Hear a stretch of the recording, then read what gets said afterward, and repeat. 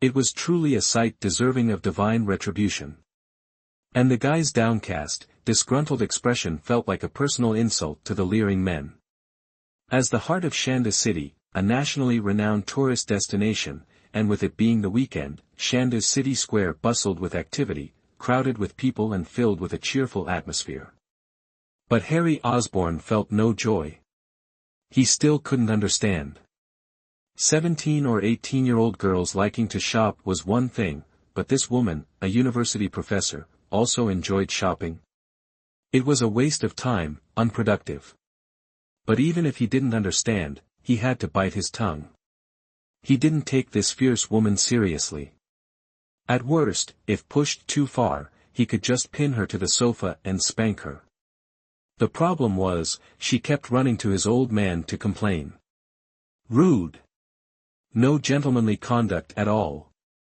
However, just as he was inwardly fuming, Mary Jane Watson, who was walking ahead, suddenly turned around, tossed her handbag into his arms, muttered something, and then strode into a large shopping mall nearby. Harry Osborn glanced at the bag in his hand, momentarily caught between laughter and tears. But he could only grit his teeth and think, I'll endure, I'll keep enduring, damn it, talking about gentlemanly conduct with this woman could get a guy killed. But after stewing over it, he felt he really couldn't take it anymore, so he strode forward, gritting his teeth and roaring, Mary Jane Watson. Call me Ms. Lamb. Mary Jane Watson retorted with a disdainful sneer, her tone stern. Without pausing, she walked straight into the shopping mall. Harry Osborn was completely at a loss, so he had no choice but to trail behind her, hoping this woman would finish her shopping spree quickly so he could go home and get some sleep. Just then, unseen by anyone, a fiery red Ferrari F430 screeched to a halt at the corner of the square. The door swung open, and a woman with a cold, elegant demeanor stepped out. She wore a scarlet, figure-hugging dress, black high heels that accentuated her jade-like legs, and a pale purple crystal necklace that enhanced her aloof and arrogant aura. It was the same woman Harry Osborn had encountered at the university gate, the one with the 2 bodyguards. At that moment, the woman spotted Harry Osborn and Mary Jane Watson entering the mall.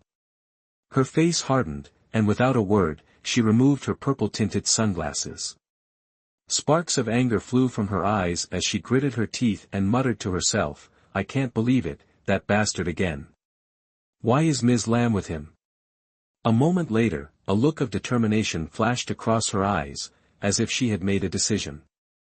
She ground her teeth and muttered, so be it. Anyone who crosses me, Lilith Blackwood, will regret it. With that, she pulled out her cell phone and dialed a number. Initially, he thought Mary Jane Watson had entered the mall just to pick up a few daily necessities. But ever since he'd started trailing her inside, he'd completely abandoned that hopeful thought. Mary Jane Watson seemed to know the place like the back of her hand. Without a word, she headed straight for the women's fashion section upstairs and began hopping from one store to the next, trying on outfit after outfit, meticulously comparing every shirt, dress, and pair of shoes. Soon, Harry Osborn's arms, back, and neck were draped with shopping bags of all sizes. Trudging along behind her, his eyebrows were knitted together in a deep frown. Damn it, what the hell is this? I'm the heir to the Osborn Group, and here I am, reduced to being a free baggage carrier for this woman. What's more, they'd been shopping since 2 in the afternoon, and it was now almost 4. This woman still looked unsatisfied, while his legs were trembling, feeling as heavy as lead. The mountain of shopping bags he carried was enough to bury him alive. Damn it! Even if this woman runs to my old man and tattles, even if he puts a knife to my throat, I will absolutely never go shopping with her again. Harry Osborn made up his mind. After browsing every women's clothing store, Mary Jane Watson finally nodded in satisfaction. Turning to Harry Osborn, her smile brightened as she walked towards him, pouting playfully. See? You should listen to your teacher. Maybe I'll even get you a scholarship, or at least pass your finals. Harry Osborn felt his vision go dark. He nearly collapsed, about to faint on the spot. He could see she was deliberately provoking him. Fury surged within him, veins bulging on his arms as he growled, "Mary Jane Watson." But Mary Jane Watson seemed immune to his anger. She looked at him with a smirk, the corner of her mouth twitching upwards. Blinking innocently, she said, "I told you, from now on, you call me Teacher Lamb." With that, she snorted and turned to head downstairs. Harry Osborn was utterly defeated. Harry Osborn thought that after she finished buying clothes, this extravagant spending spree would finally end, and he would be free. But Mary Jane Watson once again shattered his naive hope. He watched as she strolled into the supermarket in the basement. Soon, another shopping cart was thrust into Harry Osborn's hands. Mary Jane Watson was like a fish in water, raiding the snack aisle. Harry Osborn was completely stunned, staring at her with wide eyes. Good heavens, is this a university professor, or his homeroom teacher? Why is she acting like a 17 or 18-year-old with a sweet tooth? Where's the dignified demeanor of a professor? What puzzled him even more was how she could eat so many snacks and stay so slim. Despite everything, he couldn't help but pray that one day, all these snacks would turn her into a sumo wrestler. Then, his grandma would be terrified and wouldn't force him to marry her. Harry Osborn's life would be liberated, and he could walk a bright, glorious path once more. Are you wondering how I can eat so many snacks and not get fat? Just as Harry Osborn was praying for the 10th time, Mary Jane Watson suddenly turned, looking at him playfully with a mischievous grin. A flicker of embarrassment crossed Harry Osborn's face, but he couldn't help but nod slightly. He was startled. Good heavens, this woman could read minds. Because I'm your Teacher Lamb, silly. How could I get fat? Mary Jane Watson flashed a sly smile, pouting. She was a true vixen. Harry Osborn's temples throbbed. Good heavens, what kind of logic is that? Chapter 19, A Wife Needs Proper Training. By the time Mary Jane Watson had swept through the supermarket snack aisle, leaving no cheesy puff unturned, the clock had ticked past 5, and their cart overflowed with a mountain of junk food.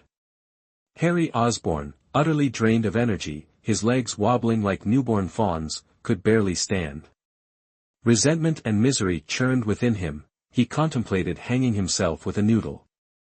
Never in his wildest dreams had he imagined such a fate, a beautiful afternoon squandered in this consumerist purgatory. Mary Jane Watson, in stark contrast, radiated boundless energy, her shopping desires far from sated. She shot a withering glance at the near tears Harry Osborn, then scoffed, so much for chivalry. As if struck by a sudden thought, she dashed towards the cosmetics aisle, returning moments later with a toothbrush, which she thrust into his hand. "Don't feel too hard done by," she said, a hint of seriousness in her voice. "This is a special prize for your good behavior this afternoon. See? Teacher's nice to you. Mary Jane Watson." Harry Osborn exploded, abandoning the cart and lunging towards her, grabbing her shoulders, his eyes blazing. The commotion startled the other shoppers, who paused their browsing to gawk and whisper, "Call me Teacher Lamb." A blush crept onto Mary Jane Watson's cheeks as she noticed the growing audience, but she persisted, her voice low but firm, unwilling to cede control. "Teacher my arse." Harry Osborn, no longer caring about appearances, unleashed the afternoon's pent-up frustration. Before she could finish, he roared, "Have you completely forgotten who your fiancée is? A cornered dog will bite, and he was a man, damn it. Even if his old man came at him with a cleaver, he wouldn't back down. He had to put this woman in her place, or he'd be living under her thumb forever." Harry Osborn snapped. Really snapped. Without a word, he tossed the bags back into the cart, bent down, scooped up Mary Jane Watson, hoisted her over his shoulder like a sack of potatoes, and strode towards the exit. "Hey, what are you doing?" Mary Jane Watson shrieked, her face pale with fright, struggling instinctively. "Stay put." Harry Osborn's face, still a mask of fury, his eyes burning, clamped a hand around her legs. Harry Osborn, I'll kill you. Mary Jane Watson, now truly terrified, yelled back, defiance mixing with fear. The crowd of onlookers swelled, pointing and murmuring, trying to decipher the unfolding drama. Several idle men, witnessing this display of macho dominance, shot Harry Osborn admiring glances, a few even whistling appreciatively. Bastard! Put me down. The whispers and whistles fueled Mary Jane Watson's rage. She shielded her face, mortified, but continued to struggle and shout. But this time, Harry Osborn, seemingly possessed, held her legs firm, impervious to her writhing. In that instant, Mary Jane Watson regretted her afternoon of revenge, spanking him and forcing him to be her free shopping Sherpa. She realized this man wasn't someone to trifle with. Even a bodhisattva has a breaking point. Fury boiled inside her, but slung over his shoulder, she was utterly helpless, her heart pounding like a drum against her ribs. The next sight, however, nearly made Mary Jane Watson faint, draining her of all will to struggle. This jerk paraded her out of the mall on his shoulder, then, with a wicked grin, turned to the gawking crowd and announced, "Sorry for the show, folks. This is my wife. Gotta keep her in line, or she'll tear the roof off." Whoa! The mall erupted. The crowd went wild, some whistling like madmen, faces beet red, others clapping and cheering. "You tell her, man. Don't spoil your wife." Mary Jane Watson, stripped of her usual sharp tongue and fiery demeanor, was utterly defeated. Her face burned crimson, tears welling in her eyes, as she hid her face in shame. But it wasn't too late. Harry Osborn's earlier frustration vanished, replaced by a triumphant grin. Mary Jane Watson finally fell silent, giving up the struggle completely. Her cheeks burned as she gritted her teeth, head bowed.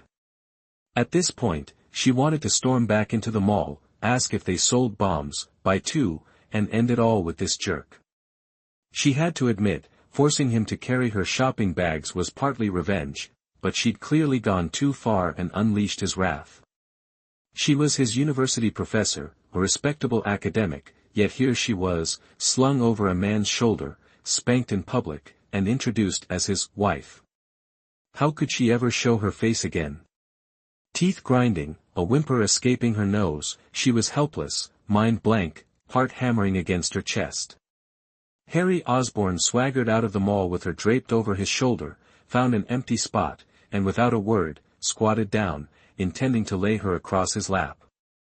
Damn it, he'd been holding back all afternoon. This woman was pushing his limits. He'd rather face his dad's wrath than endure this torture.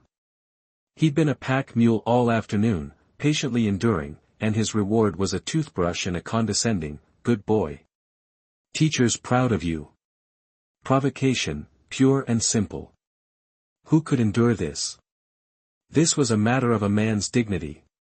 Seeing Harry Osborn's large hand about to land on her backside in public, Mary Jane Watson snapped out of her daze and reflexively yelled, "You bastard, don't forget I'm your teacher. I'm disciplining you, his teacher." Harry Osborn roared furiously before she could finish, "I have to teach you a lesson today. You think Harry Osborn is easy to bully? You." In an instant, Mary Jane Watson was furious. This was the first time she'd encountered such an arrogant student. She felt her blood boil, her lungs about to burst. Ignoring her professor status and the onlookers, she found a surge of strength. And without a word, bit down hard on the bastard's arm. Ouch! A blood-curdling shriek, like a stuck pig, echoed through the air, chilling everyone to the bone. A sharp pain shot through Harry Osborn, stopping his hand mid-motion. He turned to look at the bite, a row of bright red teeth marks, already swelling, imprinted on his arm. Seizing the opportunity, Mary Jane Watson scrambled away from his grasp, standing a distance away, eyeing him warily. Her face flushed crimson, teeth gritted, fists clenched, eyes blazing, she looked ready to pounce on him, yet fearful of being caught again, she froze, not daring to move. Chapter 20, The arrogant punk. For a while, they glared at each other, neither willing to back down. Harry Osborn's expression remained dark, but he seemed somewhat helpless against this woman. Mary Jane Watson's face burned, cheeks puffed out, chest heaving, eyes spitting fire. Still fuming at his impudence, yet unwilling to concede defeat, she puffed out her chest and glared back at him defiantly. In this moment, she looked nothing like a university economics professor, the previous wild maturity gone, replaced by the image of a sulking little girl. The crowd of onlookers grew, even the men who had been whistling and catcalling in the mall came running, many pointing and whispering. "Oh my, look at these young couples quarrel, it's really something. This young man is pitiful, you can tell he's whipped." "Not necessarily. Maybe this guy was out having fun and got caught by his wife." The murmurs, though not loud, reached her ears clearly. Mary Jane Watson felt a pang of embarrassment, her face flushing even deeper, as if it might start bleeding. She couldn't help but admire the onlookers' vivid imaginations. She wanted to argue, to clarify her relationship with this jerk, but realized it would only make things worse. Glancing at him, she saw the gloom on Harry Osborn's face lift, replaced by a harmless smile. He touched his nose, looking at her meaningfully. This very expression made it even harder for people to ignore the connection between them. Finally losing her patience, and fearing further gossip, Mary Jane Watson stomped over and pinched the rascal hard in the side, glaring at him. "Next time you try anything funny," she hissed, "I won't let you off so easily." With that, Mary Jane Watson covered her face and ran towards her parked Mercedes, scrambling inside with flustered embarrassment. Harry Osborn breathed a sigh of relief, watching the retreating figure of the usually domineering and assertive woman now reduced to a flustered mess. He couldn't help but chuckle inwardly. This woman, he thought, wasn't as difficult to handle as he'd imagined. Beneath the wild, bossy, and sharp exterior, there was a distinctly feminine charm. Rubbing his nose, he turned back to retrieve the shopping bags he'd left inside and the mountain of snacks she'd accumulated, carrying them all to her car.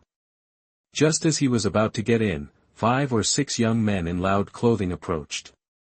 Some had shoulder-length hair, others shaved heads dyed in various colors.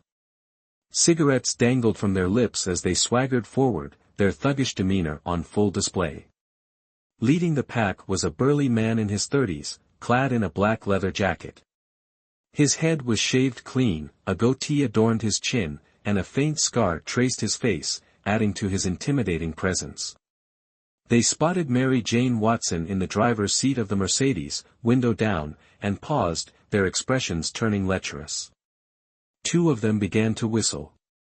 Harry Osborn's face darkened, a cold glint in his eyes, but he quickly regained his composure, suppressing the urge to lash out. Anger flared on Mary Jane Watson's face. She quickly rolled up the window and yelled at Harry Osborn, who was still standing outside, "Get in the car." Harry Osborn nodded, but just as he reached for the door, the thugs brushed past him. As the bald leader passed, he deliberately bumped into Harry. "Damn it! Are you blind?" The bald man stopped, spun around, and spat on the ground beside Harry Osborn, his voice a furious roar. Harry Osborn's face hardened. Abandoning his attempt to enter the car, he closed the door again and stared coldly at the bald man, an icy expression settling on his features. "Hey, kid, you've got guts." Seeing Harry's defiance, the bald man's face grew even more menacing. He stepped forward, fists clenched, looking ready to strike. The bald man's cronies surged forward, quickly surrounding Harry Osborn, their faces sneering at the man who dared to cross their leader. They looked ready to tear him apart at a moment's notice. The coldness and gloom on Harry Osborn's face dissipated, replaced by a faint smile. Arms crossed, he observed the aggressive thugs, a subtle smirk playing on his lips. He remained silent, arms folded across his chest, gaze fixed on the shaved head man. "Damn it, kid. Apologize to our boss, or don't blame us for being rude." A skinny thug stepped forward, yelling. "Apologize? What good is an apology? If apologies worked, what need would there be for the law? Another thug with dyed red hair chimed in. I say, let's teach him a lesson, or he'll think we're pushovers. Get lost. Don't test my patience. The smile vanished from Harry Osborn's face, replaced by an unprecedented coldness. His voice dropped, each word precise and menacing. Oh. Kid, you're more arrogant than I am. The shaved-head man finally spoke, taking 2 steps forward. He looked Harry Osborn up and down, sneering at his shorts and flip-flops. His face darkened, and he pointed a finger at Harry. Today, I'll show you what right you have to act up in front of Guang Tu Chang. As he spoke, he reached out to grab Harry Osborn's collar, but Harry dodged swiftly. My whole life, he said coldly, I've hated people pointing at my face while they talk. Having his grab dodged, the shaved-head man's face grew even uglier. Seemingly unwilling to lose face in front of his underlings, he roared, You dare disrespect me? Today, I'll teach you a lesson. With that, he swung his fist straight at Harry Osborn's face. Harry Osborn. Just as the fist was about to connect, a horrified cry rang out. Harry turned to see Mary Jane Watson emerging from a car, her face etched with worry. The shaved-head man's fist stopped midair. He turned to the alluring woman, slowly retracting his fist. His eyes raked over her body, lust evident in his gaze. Well, the beauty finally speaks. His look grew even more insolent. Get your lecherous eyes off her. Harry Osborn's face darkened. Without a word, he moved to shield Mary Jane Watson, blocking the shaved-head man's view. Killing intent surged in his eyes. Harry Osborn. Mary Jane Watson rushed forward, tugging at his sleeve, signaling him to calm down. She glared at the thugs but forced a conciliatory tone. Sirs, this is all a misunderstanding. Can we just let it go? Let it go. Humph. I can let it go, but what about my brothers here? If I just let it go, where does that leave my face? How can I do business in the future? Seeing Mary Jane Watson intervene, the shaved-head man grew even more arrogant. His eyes still roamed over her lasciviously. He shook his head and turned to his underlings. Brothers, am I right? Right.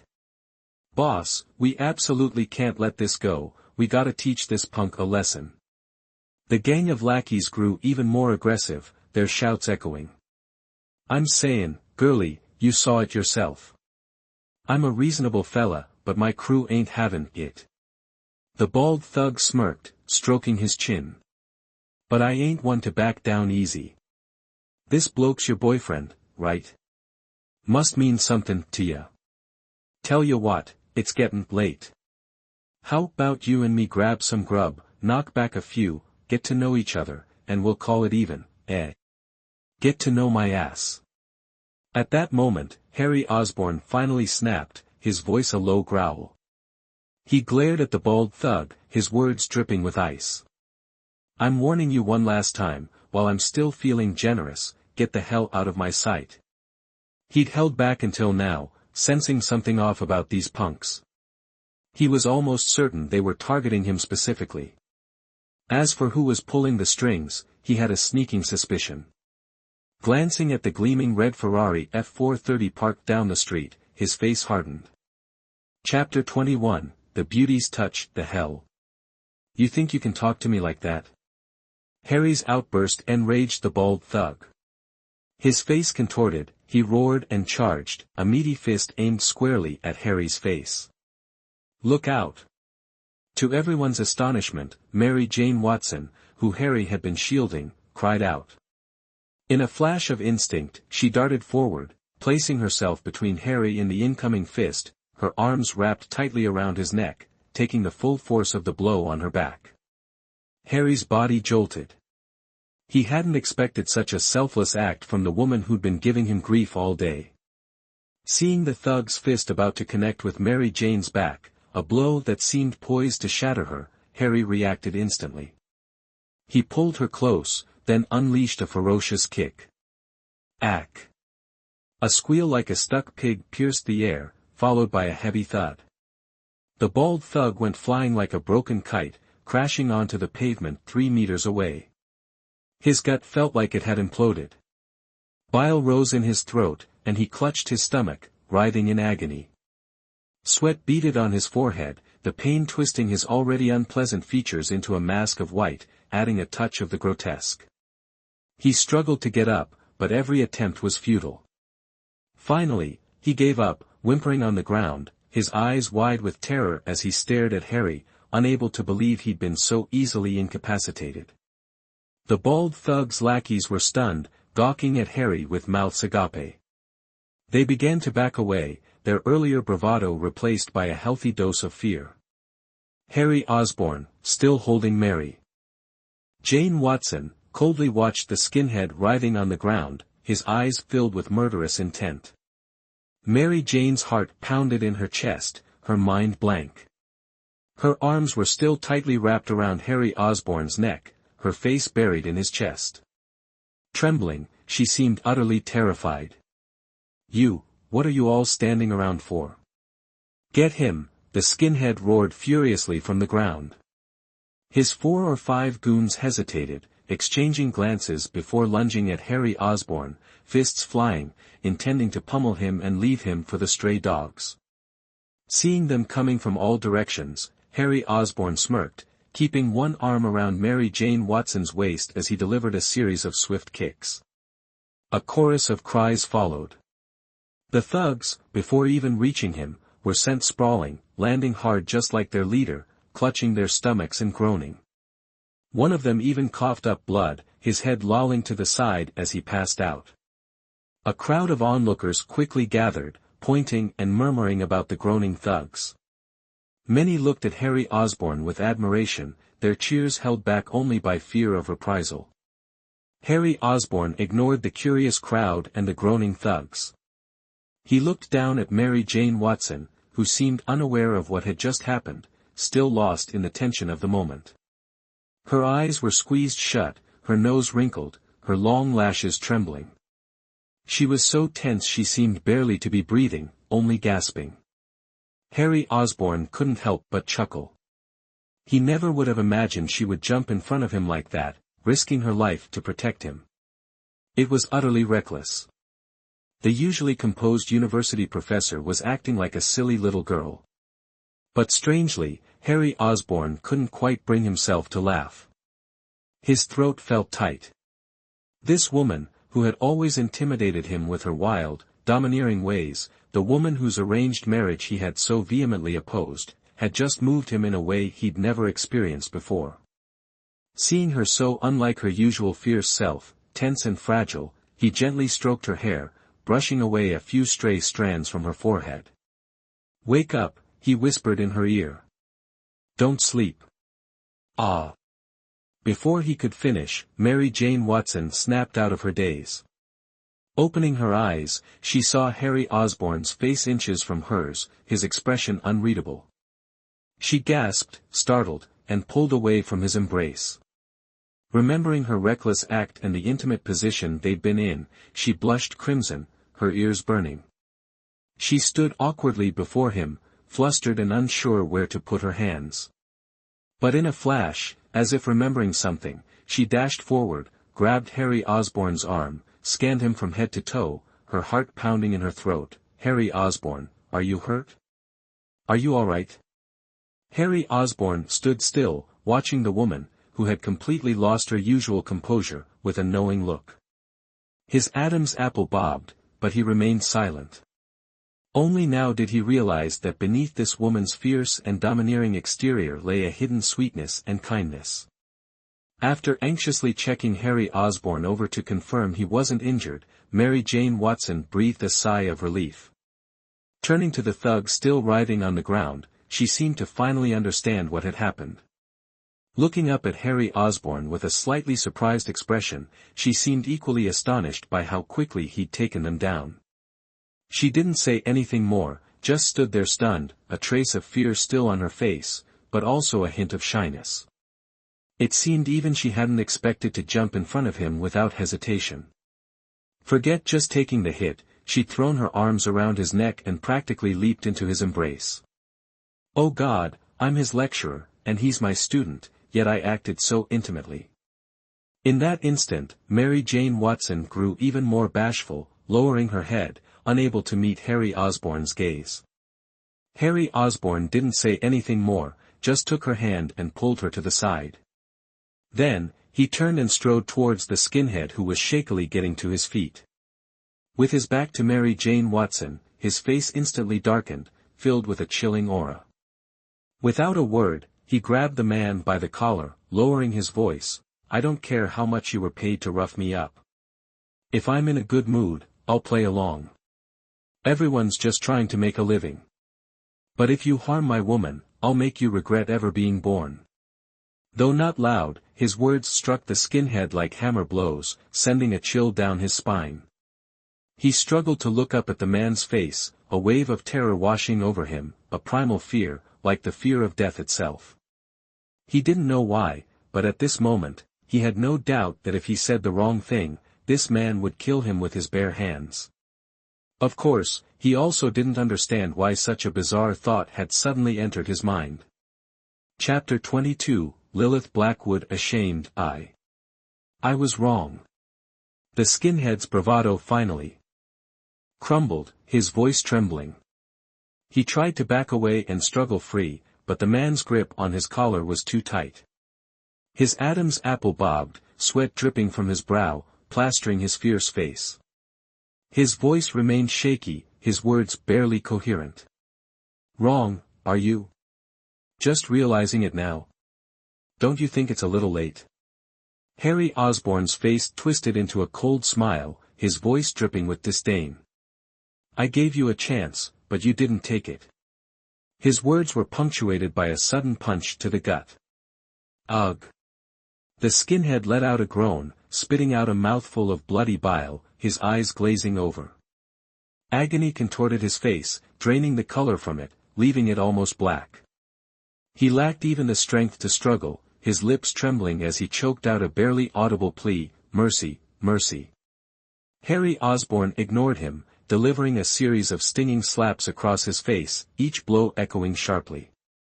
The skinhead, powerless to resist, simply absorbed the punishment. Vivid red handprints blossomed on his swelling cheeks, transforming his face into a grotesque, bruised and purple pig's head.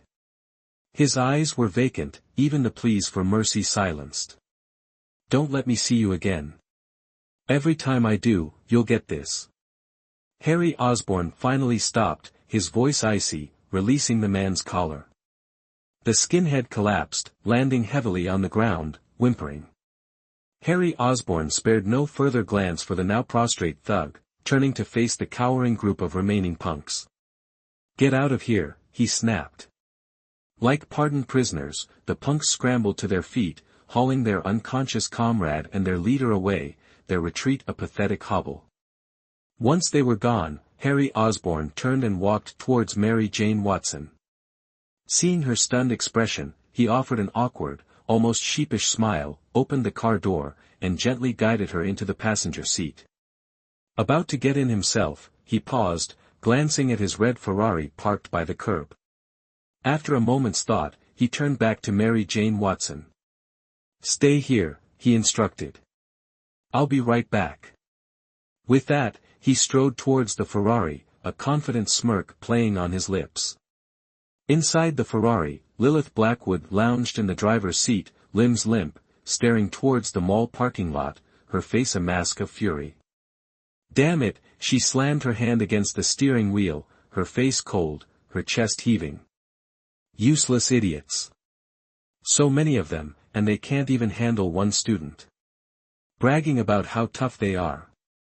Watching the pathetic, limping retreat of the thug she'd hired to teach the guy who dared to flirt with her a lesson, she sighed in frustration. "He's got some fight in him, I'll give him that.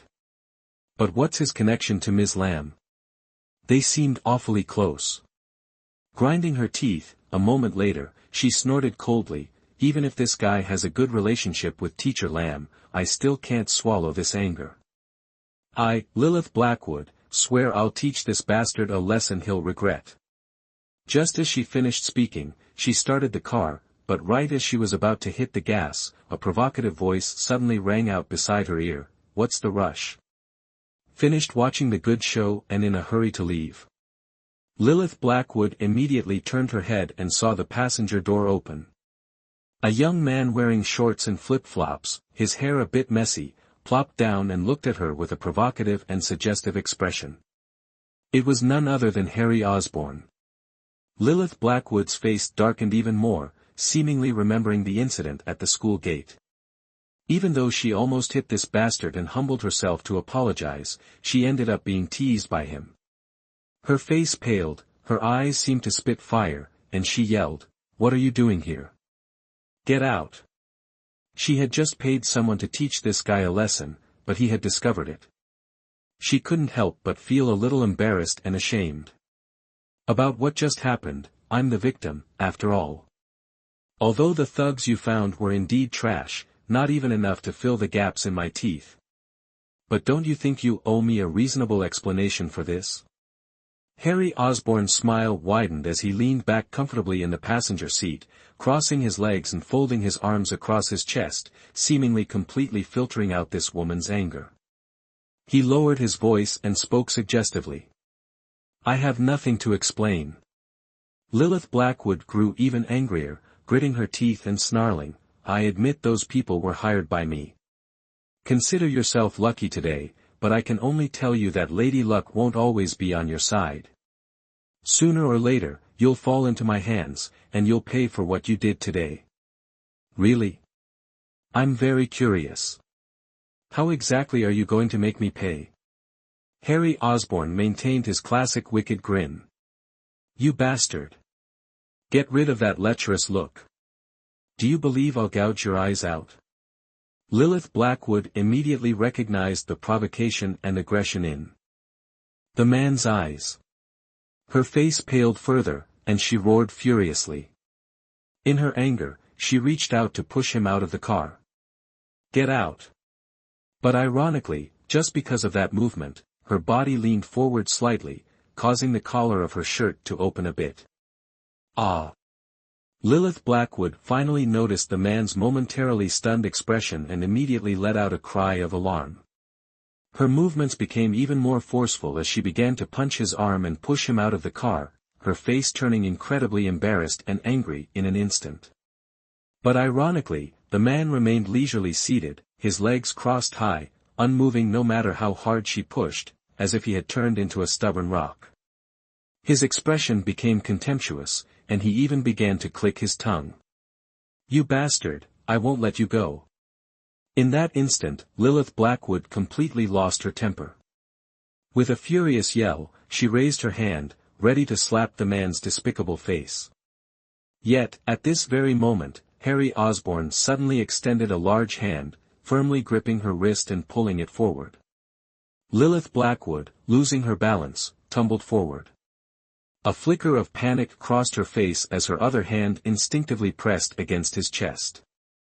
Opening her eyes, she found herself practically plastered against him, her cheek barely 3 centimeters from his nose.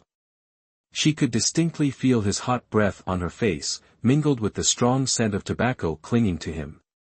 This further fueled Lilith Blackwood's panic, a blush rising on her cheeks.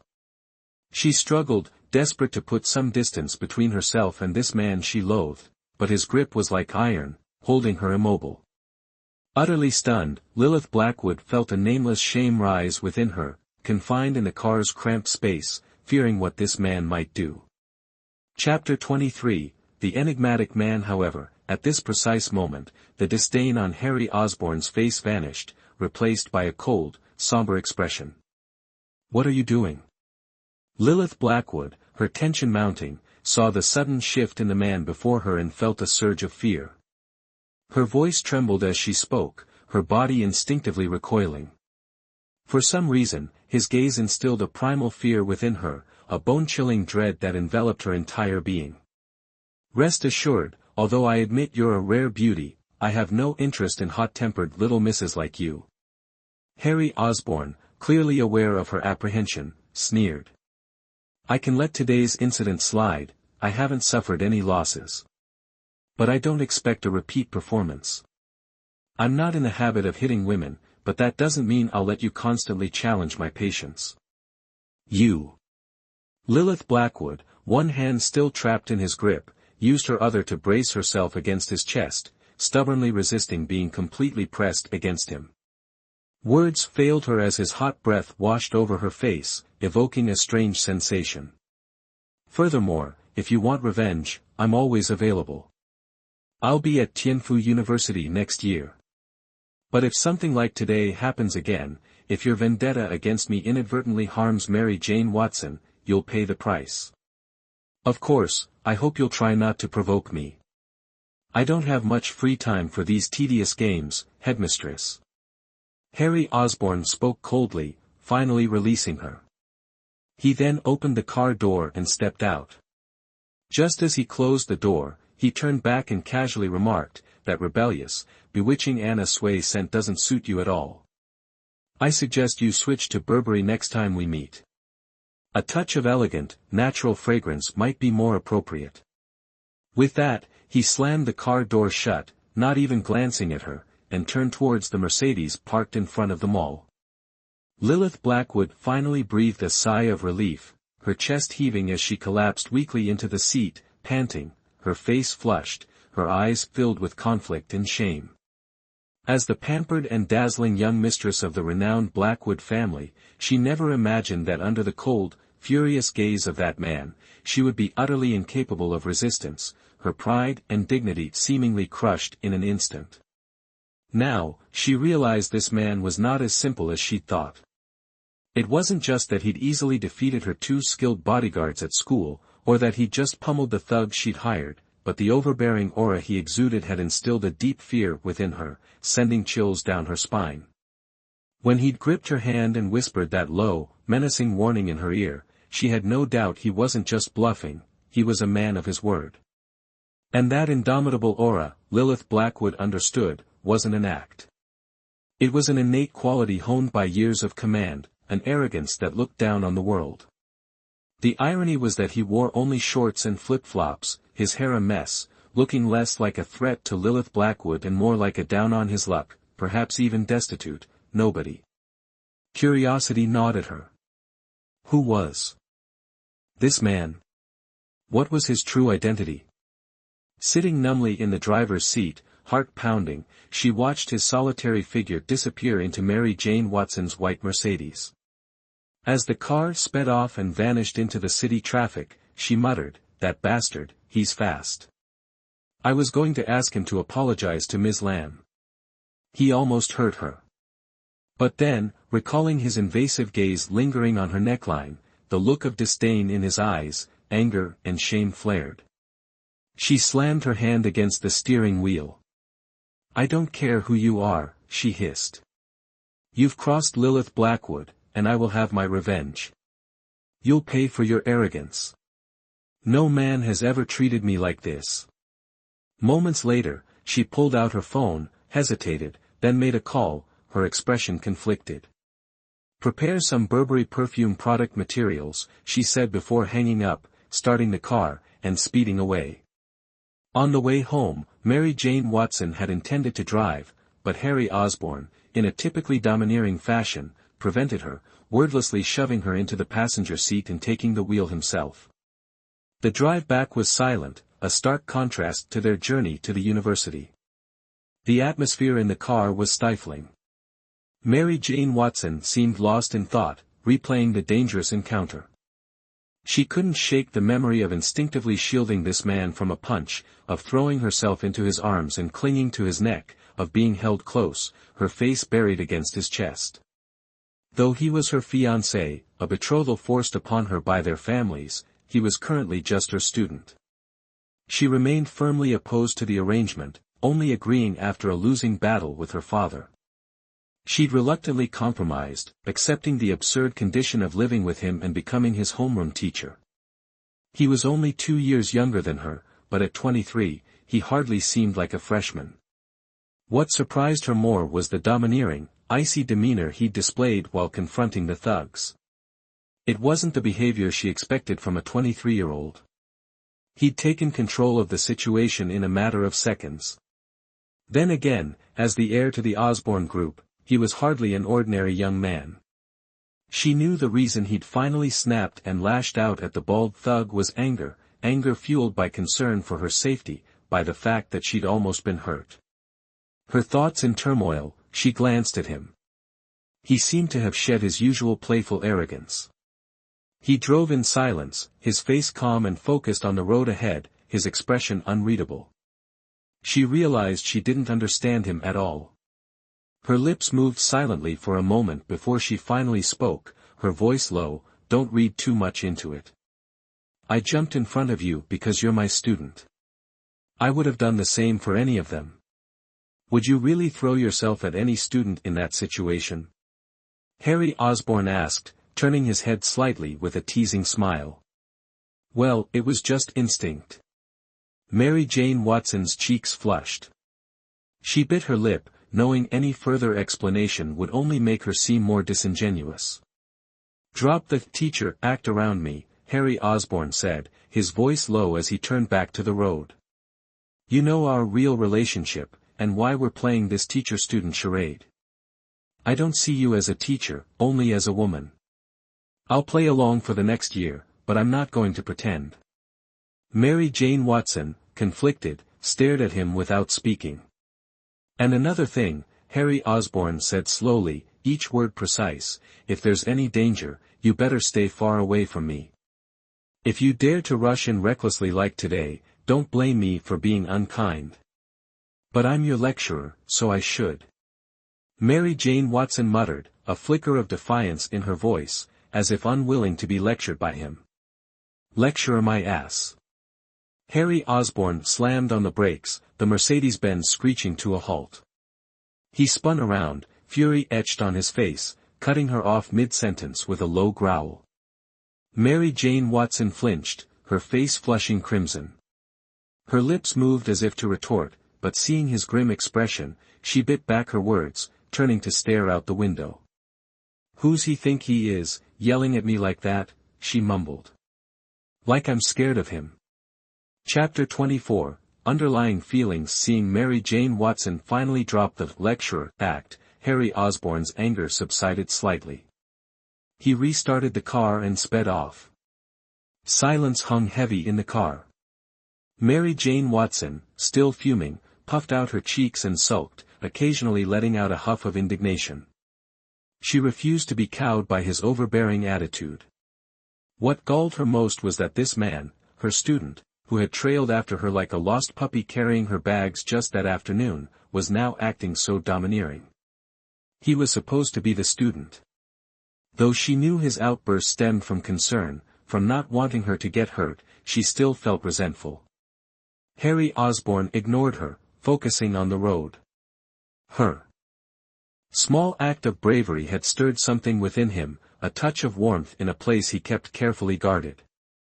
At least now he knew, with startling clarity, that she wasn't as intimidating as he'd initially thought. By the time they arrived home, it was past 8. His future father-in-law had called, inviting them to dinner at the Lamb residence, but it was too late. They rescheduled for the following evening. To Harry Osborne's surprise, Mary Jane Watson didn't pull her usual stunt of ordering him into the kitchen. Instead, she changed into a pristine white outfit, tied her hair back, and headed straight for the stove. Soon, a simple dinner of 2 dishes and a soup was ready. To his further astonishment, Mary Jane Watson wasn't a bad cook. The simple meal was surprisingly delicious. They ate in silence. Harry Osborne devoured his food with gusto, a smear of grease on his cheek. Mary Jane Watson, on the other hand, ate with the delicate grace of a refined lady, each grain of rice placed daintily in her mouth. She'd never seemed so elegant, so demure. But every so often, she'd shoot a sidelong glance at the glutton across from her, a soft snort escaping her nose, adding a strange awkwardness to the atmosphere. After 2 bowls of rice, Harry Osborne leaned back comfortably, rubbing his full belly with a contented sigh. He pulled a cigarette from his pocket, flicked his lighter with a ding, and inhaled deeply, savoring the nicotine. His mood inexplicably brightened. A perfect smoke ring puffed out, momentarily filling the dining room with the scent of tobacco. Put that out. No more smoking. Mary Jane Watson's head snapped up, her brow furrowed as she spoke softly. Why? Harry Osborn reflexively retorted. Smoking is bad for you.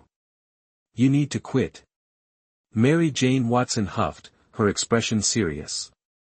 Oh, you're not my wife. What right do you have to tell me what to do?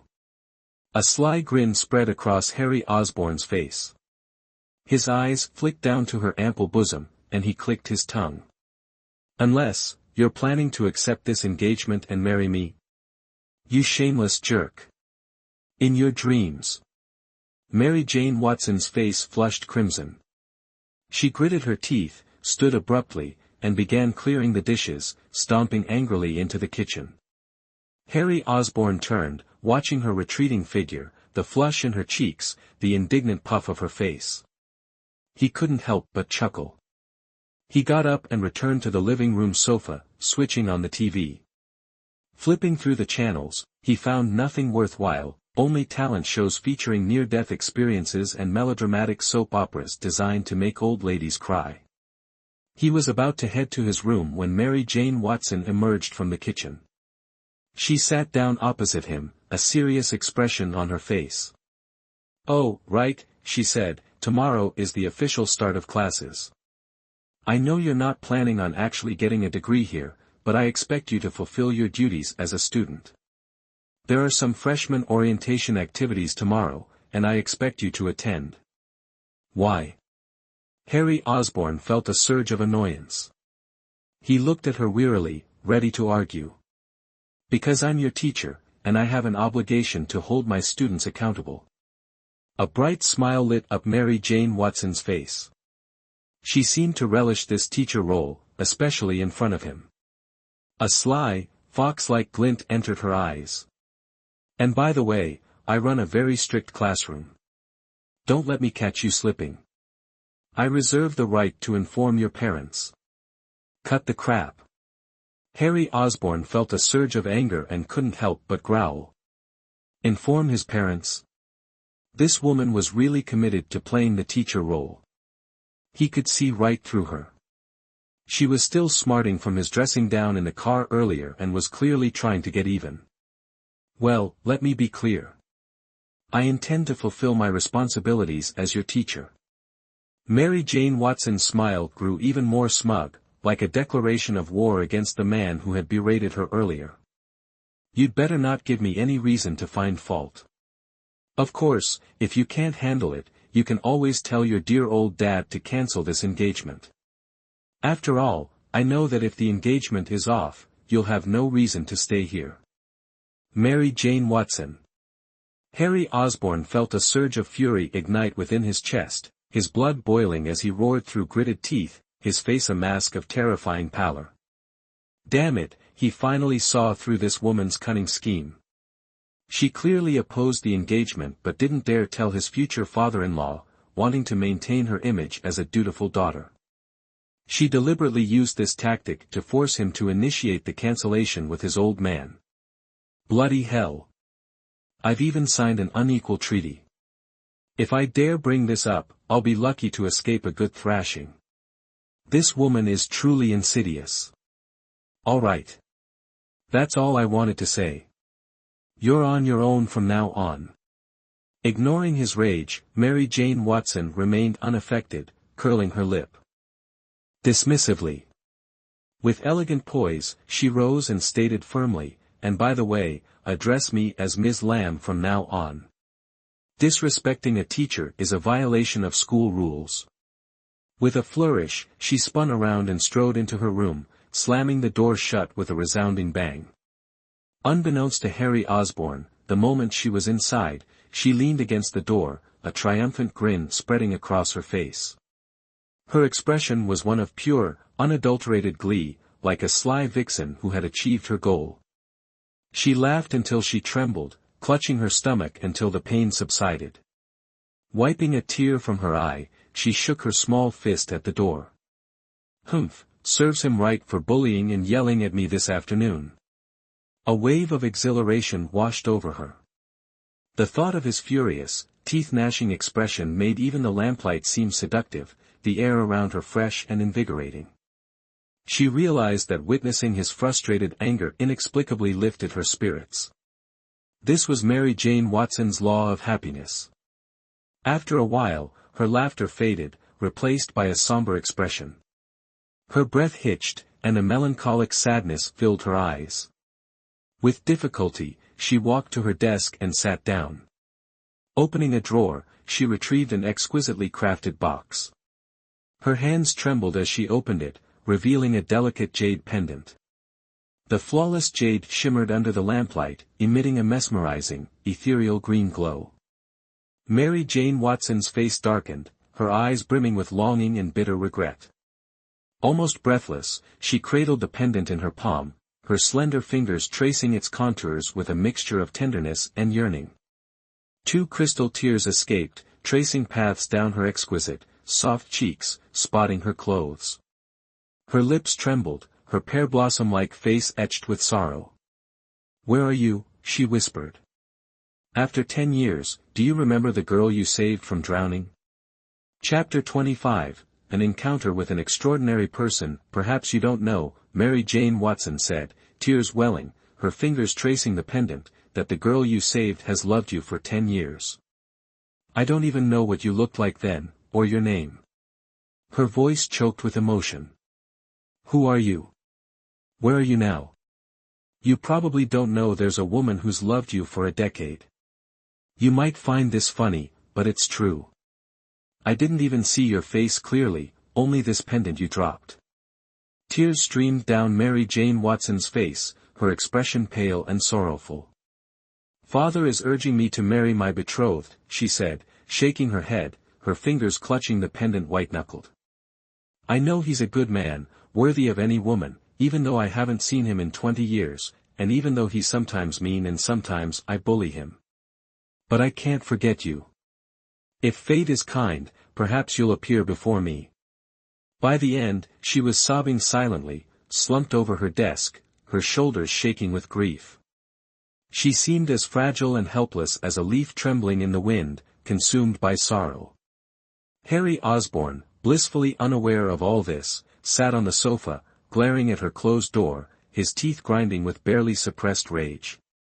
"Damn it," he thought. "That woman is impossible. I finally got her to calm down, and 2 hours later, she's back to her old tricks." The thought of living with her for a year, attending classes, and constantly dodging her provocations made his head pound. After stewing in frustration, he trudged back to his room. Just as he finished making his bed, his phone rang. He checked the caller ID and felt a surge of annoyance. He answered anyway. Max Dillon's lascivious voice filled his ear. "Brother Harry," Max purred, "how's it going with sister-in-law? Any progress? You called me in the middle of the night just to ask about this?" Harry Osborne snapped, his voice thick with annoyance. "Of course not. I mainly wanted to see if you were still alive after facing sister-in-law's wrath." Max Dillon chuckled, unfazed by Harry's outburst. "I'm perfectly fine. But you, Dillon, better not let me catch you, or you'll be picking up your own body parts." Harry's voice rose a few notches, laced with menace. "Whoa, brother Harry, don't be like that, I'm just checking on you." Just kidding, don't be mad," Max Dillon backpedaled nervously, his tone conciliatory. Harry Osborne ignored him, hanging up without another word. He glanced at the time, realizing it was only a little past 10, too early to sleep. After a moment's hesitation, he opened his laptop, logged into a chat program, and flirted with a few lonely girls, but soon found it tedious.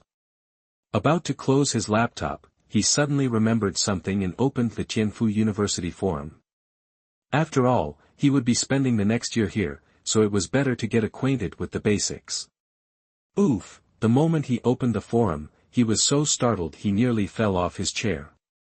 The first page was plastered with information about the campus beauty, Lilith Blackwood. He took a closer look and was completely stunned, his jaw dropping. The pinned post at the top had a bold headline: "Freshman rides a bull to school, provokes Lilith on the first day, and injures two of the campus belle's bodyguards." The post detailed the entire incident between him and Lilith at the school gate, clearly written by an eyewitness. To make matters worse, the post had gone viral, with views and replies hitting the forum's record high. The comments section was a chaotic mix of awe, "So badass, I must pay my respects if I ever find out who this is," concern, "Poor freshman, messing with Lilith," and flirtation, "Who's this hero? Anyone got a picture? Let me see if he's cute, I'm looking for a boyfriend." Most comments, however, clamored for the identity of this audacious hero. The entire front page was filled with discussions stemming from this post, too numerous to read through. Harry Osborn felt utterly defeated. Damn it, he had planned to lay low for a year, but things had gone completely sideways. He had become famous on his first day, how could he possibly stay under the radar now? He couldn't help but marvel at Lilith Blackwood's reputation. She was clearly not someone to be trifled with. He recalled the incident at Shuda City Square that afternoon, where she had sent people after him, and a headache throbbed in his temples. It seemed peace would be a luxury he couldn't afford. He shut down his laptop, feeling utterly messed up, took a cold shower, and crawled into bed, quickly falling into a restless sleep. Early the next morning, Harry Osborn was sound asleep when he heard a furious pounding on his door.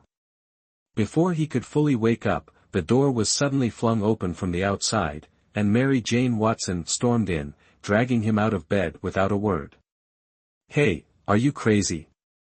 Barging into my room this early, do you want to get mauled by a guy who's full of morning vigor?"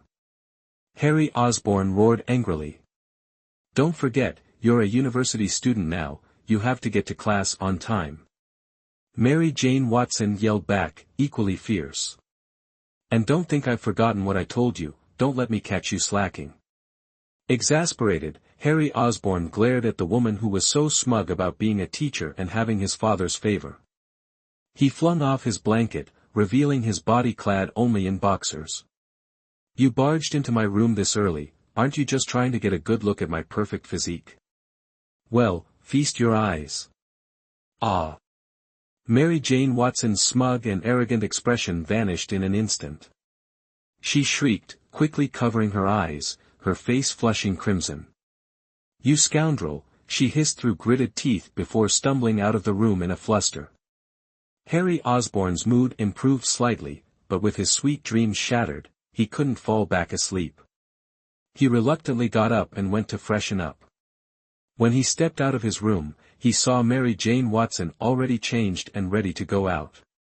She was wearing a black suit, exuding an air of dynamism and elegance. Harry Osborn stared, momentarily stunned. "What are you looking at?"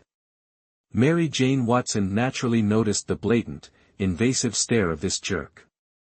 A blush crept up her cheeks as she gritted her teeth.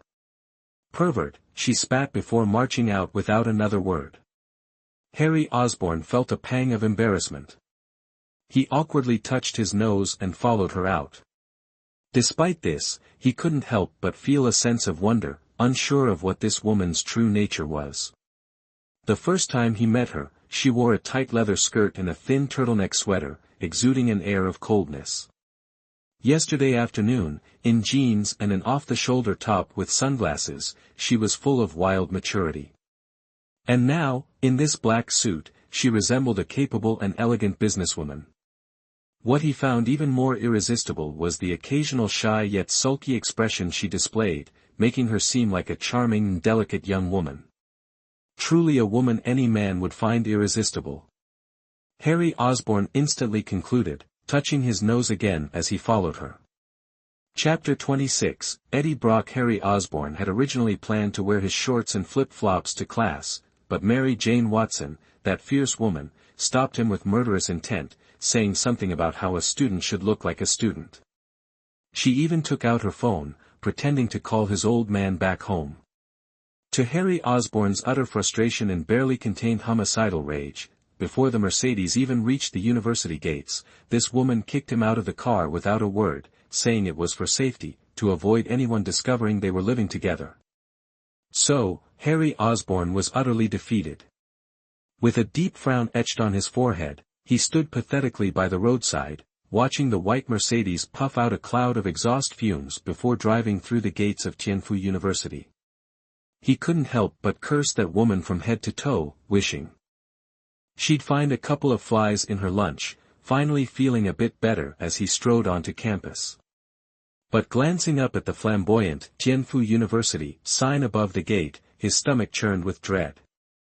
While most students didn't have fixed classrooms, the School of Economics, being Tianfu University's most prestigious, was different.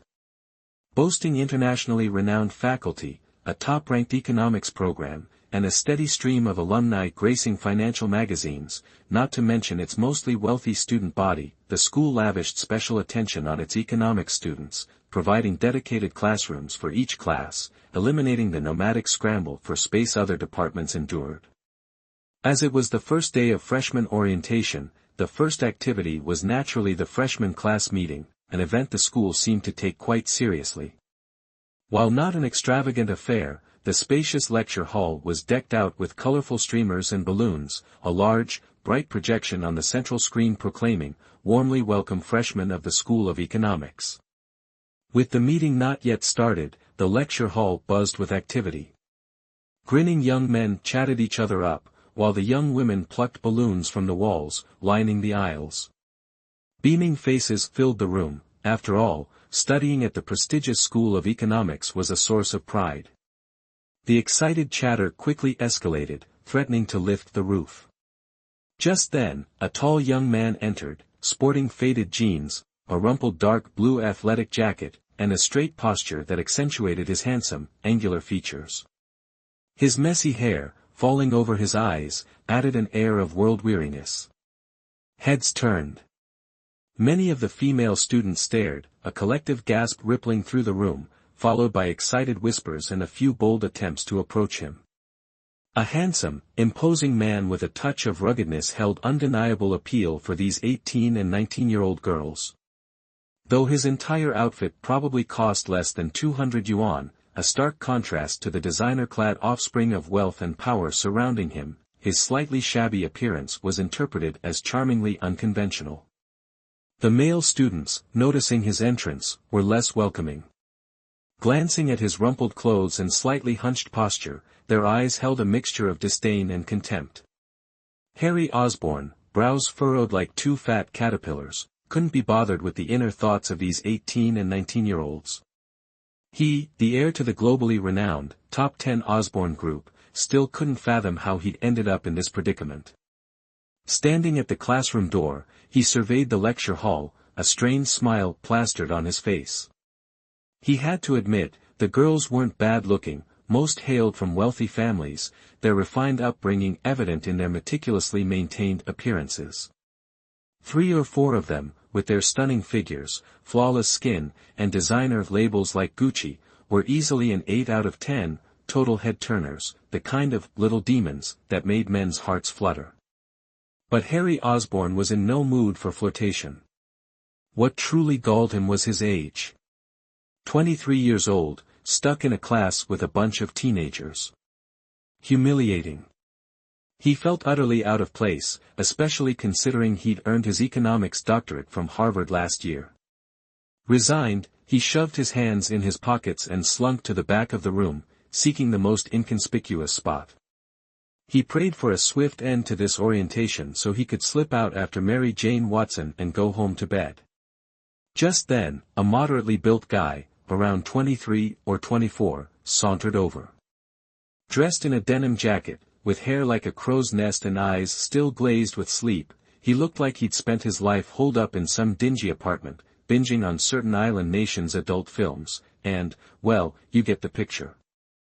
Without a word, he plopped down next to Harry, grinned, revealing a couple of chives stuck between his teeth, and pulled out a pack of cheap Hongdashan cigarettes. He offered one to Harry, then slurred, "Dude, let's be friends. You've got style." Harry, surprised, stared at this rather scruffy individual. He hadn't expected to find another older student in the class. It offered a strange sense of equilibrium. After a moment's hesitation, he accepted the cigarette.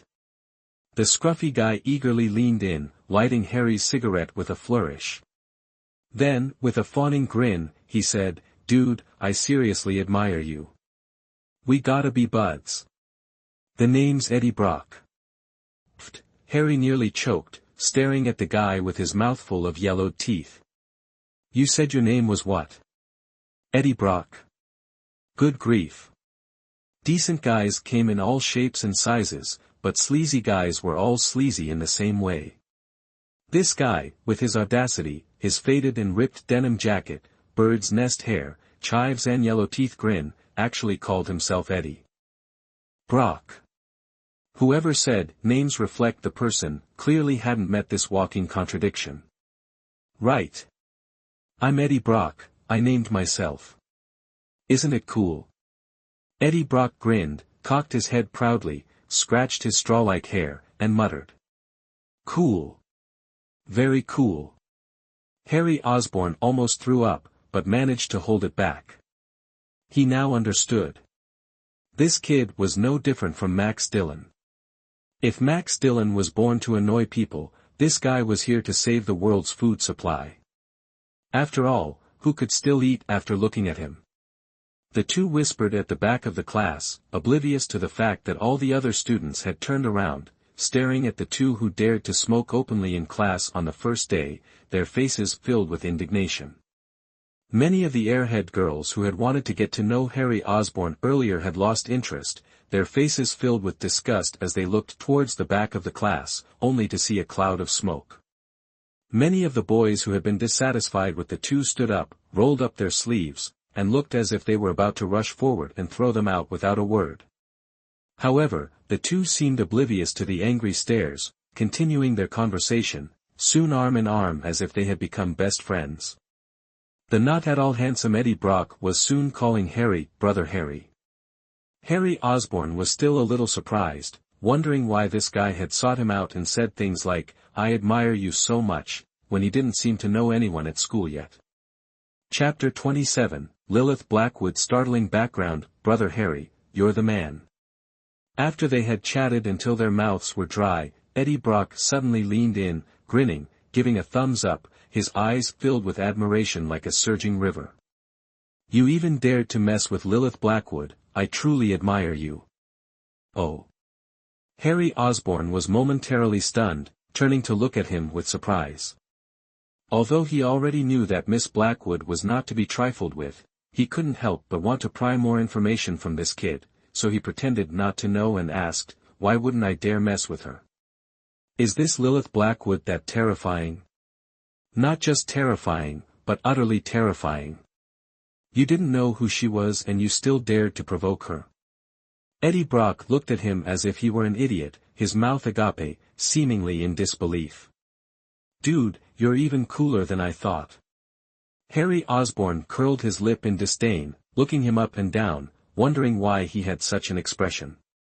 "Honestly, yesterday at the school gate, I witnessed Brother Harry's super cool martial arts showdown. That's why I recognized you as soon as I entered the classroom. But don't worry, Eddie Brock, am absolutely tight-lipped. I won't tell anyone that the person causing chaos on the school forum is you. If it gets out, I reckon you won't have a peaceful day at school, you'll probably be chased all over campus by a mob with bricks. After all, we're good brothers now, I can't let you walk into a fiery pit." Eddie Brock continued to flatter him, the adoration in his eyes unconcealed, though to outsiders it might have looked like something shady was going on between the two men. "But Brother Harry, do you really not know who Lilith Blackwood is? Damn it, spit it out already. If you don't, I don't want to hear it." Harry Osborn snapped, exasperated. He couldn't believe this guy was both lecherous and long-winded, droning on without getting to the point. All right. I'll tell ya."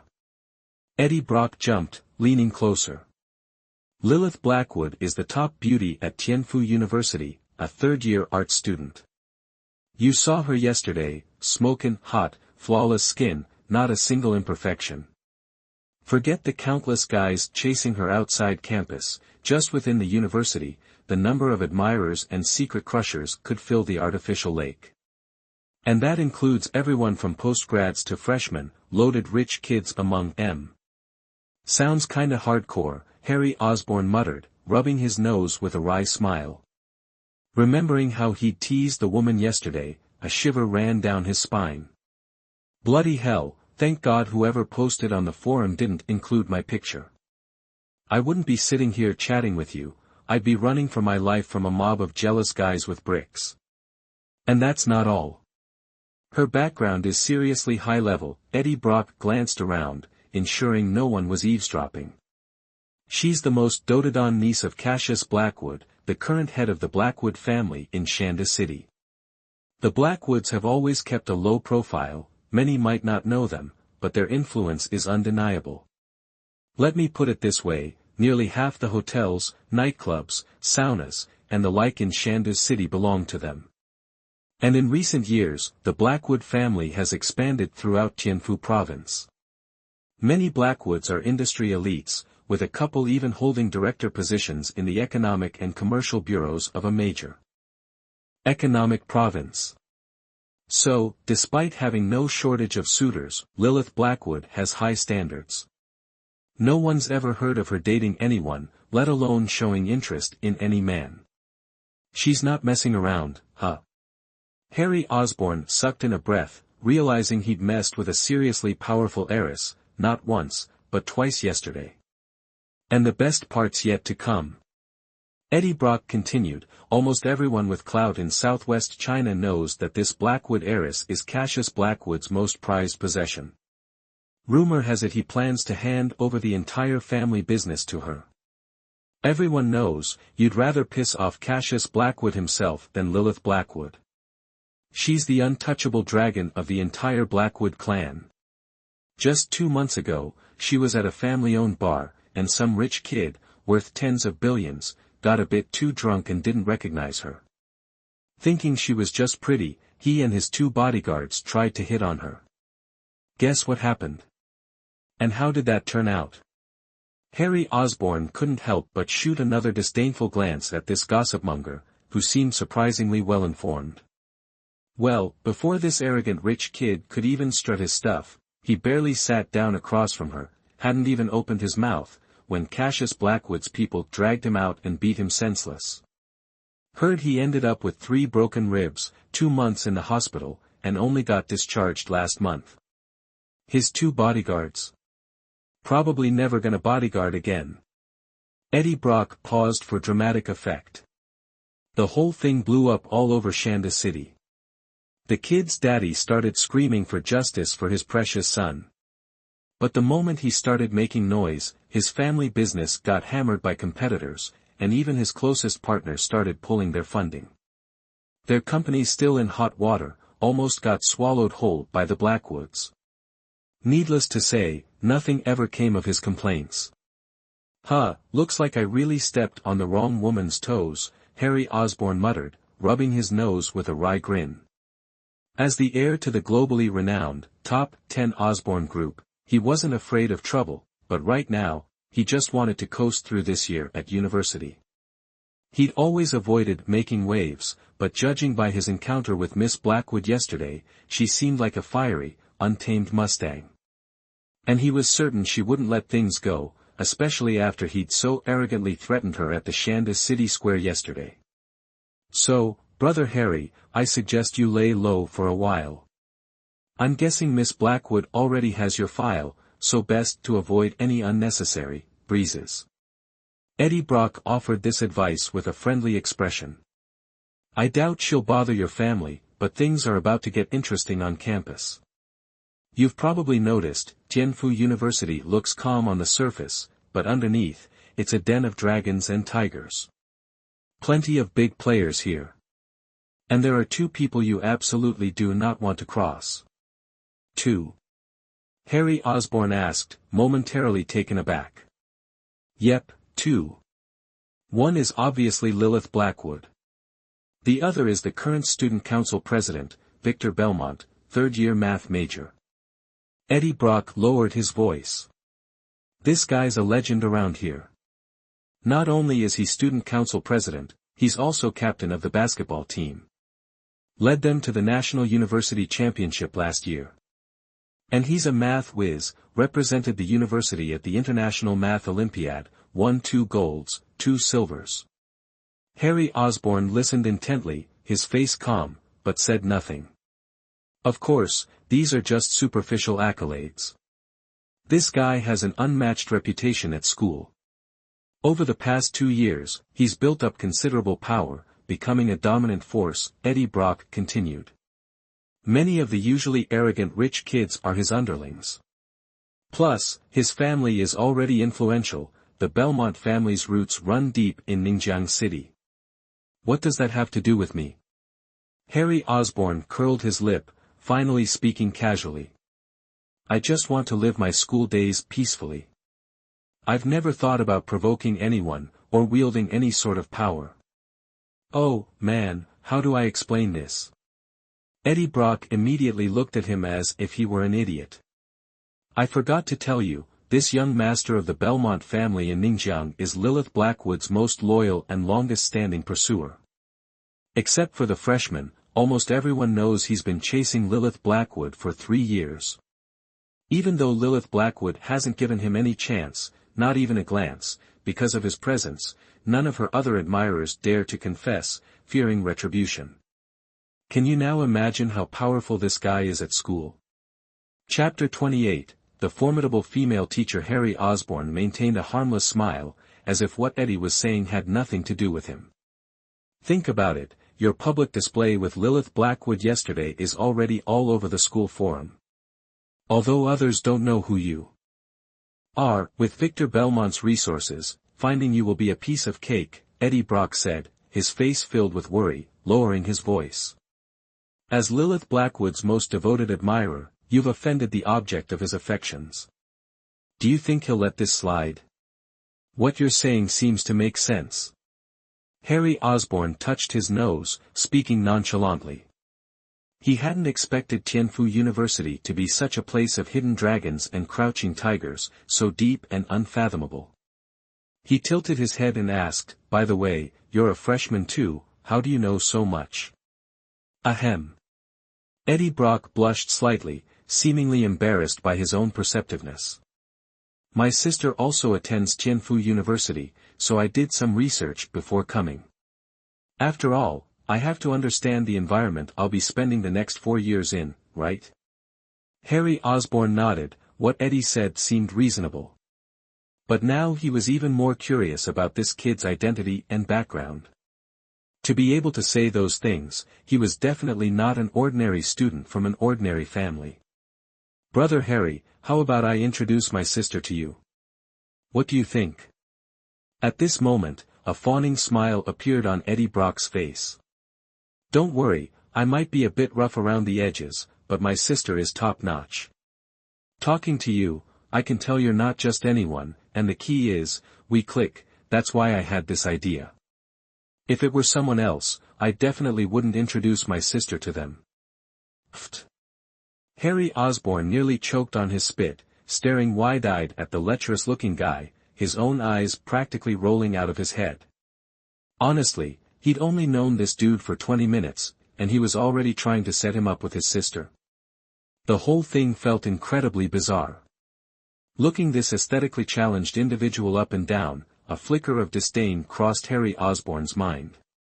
With that as a brother, he couldn't fathom how attractive the sister could possibly be. Even if she was a genuine beauty, as claimed, Harry had zero interest in getting tangled up with any university girls. His plan was simple, stick it out for a year at Tianfu University to appease his ferocious old man back home in Shanda City, then bail. Besides, his current homeroom teacher happened to be his fiancée. If she found out he was messing around with other girls, jealousy wouldn't be the issue. It'd be the ammunition she needed to convince his future father-in-law to call off the wedding. Calling off the wedding was exactly what Harry wanted, but for this reason. He'd never hear the end of it. A good thrashing would be the least of his worries, house arrest for life was a real possibility. The thought of his old man's face, stern as a vault door, sent a shiver down Harry's spine. He shook his head vehemently. Nah, I think I'll pass. A loser like me wouldn't be worthy of your genuine beauty of a sister. Ah, come on, don't be like that. Eddie Brock's face fell, disappointment evident. He muttered, I thought we were hitting it off. If I introduced you to my sister, I'd be your brother-in-law. Wouldn't that make us even closer? Not interested. And I've never aspired to have a creep like you for a brother-in-law. Harry Osborn didn't hesitate to flip him the bird, adding a sneer for good measure. My, aren't we having a lively chat? Can I get you two some water? A chilling voice suddenly cut through the air. No, thanks.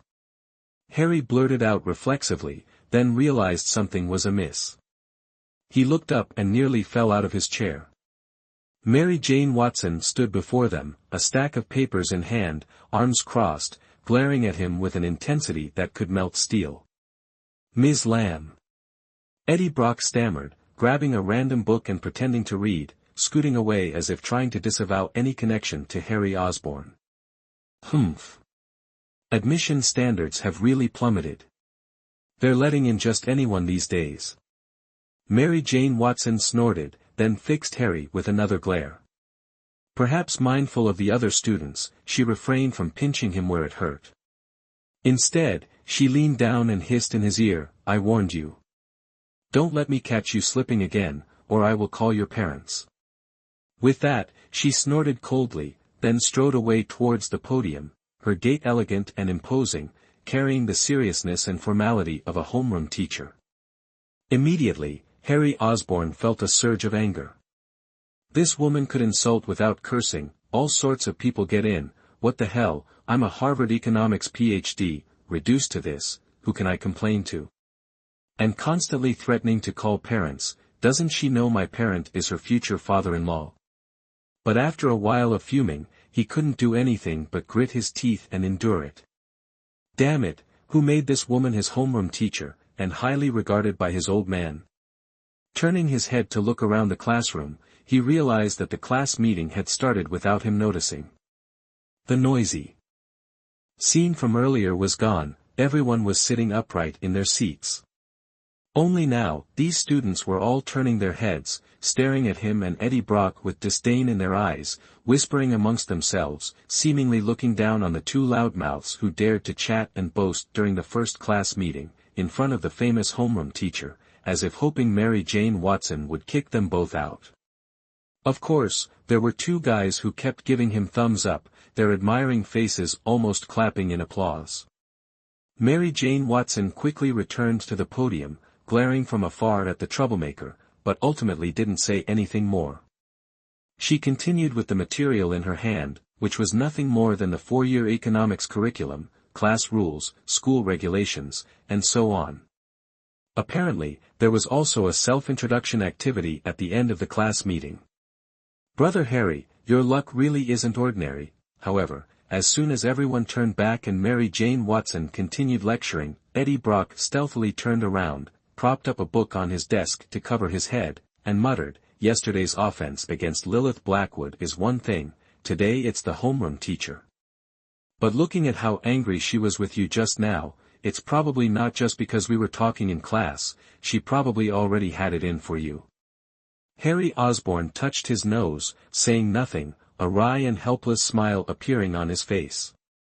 Oh my God, did you also provoke Ms. Lamb on your first day of registration yesterday? Just then, Eddie Brock seemed to suddenly remember something, and couldn't help but exclaim in a low voice, his eyes wide as he looked at Harry Osborn, Brother Harry, you're too awesome, I bow down in admiration.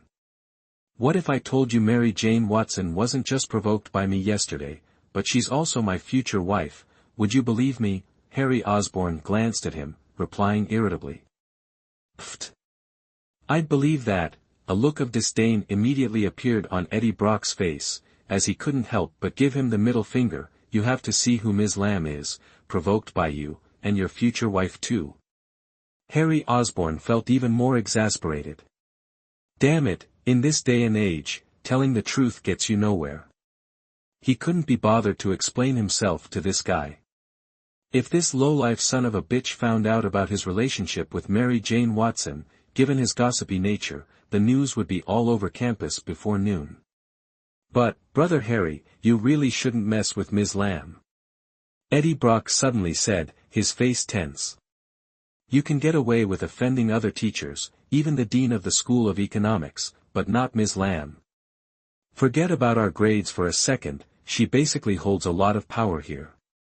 More importantly, she's practically idolized by the entire faculty and student body.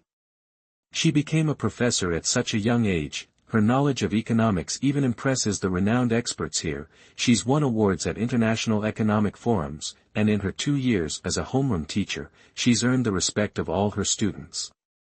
Plus, she's gorgeous. Her influence here is unmatched by any ordinary teacher, she even overshadows the principal. And the most important thing? The number of teachers pursuing her could form an entire reinforced battalion. Harry Osborn was taken aback. He hadn't realized this woman held such sway at the university. Chapter 29, The Smoking Hot Babe. I've also heard that Ms. Lamb has some sort of shady relationship with the old principal, though nobody knows exactly what's going on between them, Eddie Brock continued. Even students outside the economics department worship her. She and Lilith Blackwood are every student's dream girl. So, I think it's best if you, Brother Harry, avoid provoking Ms. Lamb in the future. Harry Osborn couldn't help but chuckle wryly. What the hell was going on? He'd only just enrolled yesterday, and he'd already managed to antagonize the 2 women he should have avoided at all costs. It seemed like his days of peace were officially over. Ms. Lamb, excuse me, could I bother you for 2 minutes? Just then, Harry Osborn heard a voice, clear as a wind chime, coming from the classroom door. He looked up and saw a young woman, about 21 or 22, standing at the entrance. She had a petite, lovely figure and wore tight-fitting jeans. She stood about 5'4", with wavy, auburn hair. Dimples adorned her rosy cheeks. She wore a pale yellow t-shirt that hugged her slender frame, giving her a gentle, adorable aura with a touch of allure. A real heart-stealer. The young woman stood at the door, a sweet, innocent smile on her face, looking shyly at Mary Jane Watson. What a charming young woman, Harry Osborn thought admiringly. He glanced at Eddie Brock beside him and saw his face drain of color. He looked like a deer caught in headlights, trembling and ducking his head under the table. Thus, in the blink of an eye, Harry Osborn was utterly shocked, not understanding why this blasted guy was reacting this way, a bit clueless about what was happening. And the students in the classroom, for a moment, couldn't help but whisper amongst themselves. Many of the yearning male students couldn't resist starting to catcall, joining in the excitement, seemingly wanting to leave an impression on this girl, some even seeming to have guessed her identity. It's all right. Just wondering what's the matter. And at this very moment, Mary Jane Watson simply asked calmly. I'm looking for my brother. I have something to say to him. The girl still wore a harmless smile, coupled with small, pretty dimples, making her even more charming and adorable.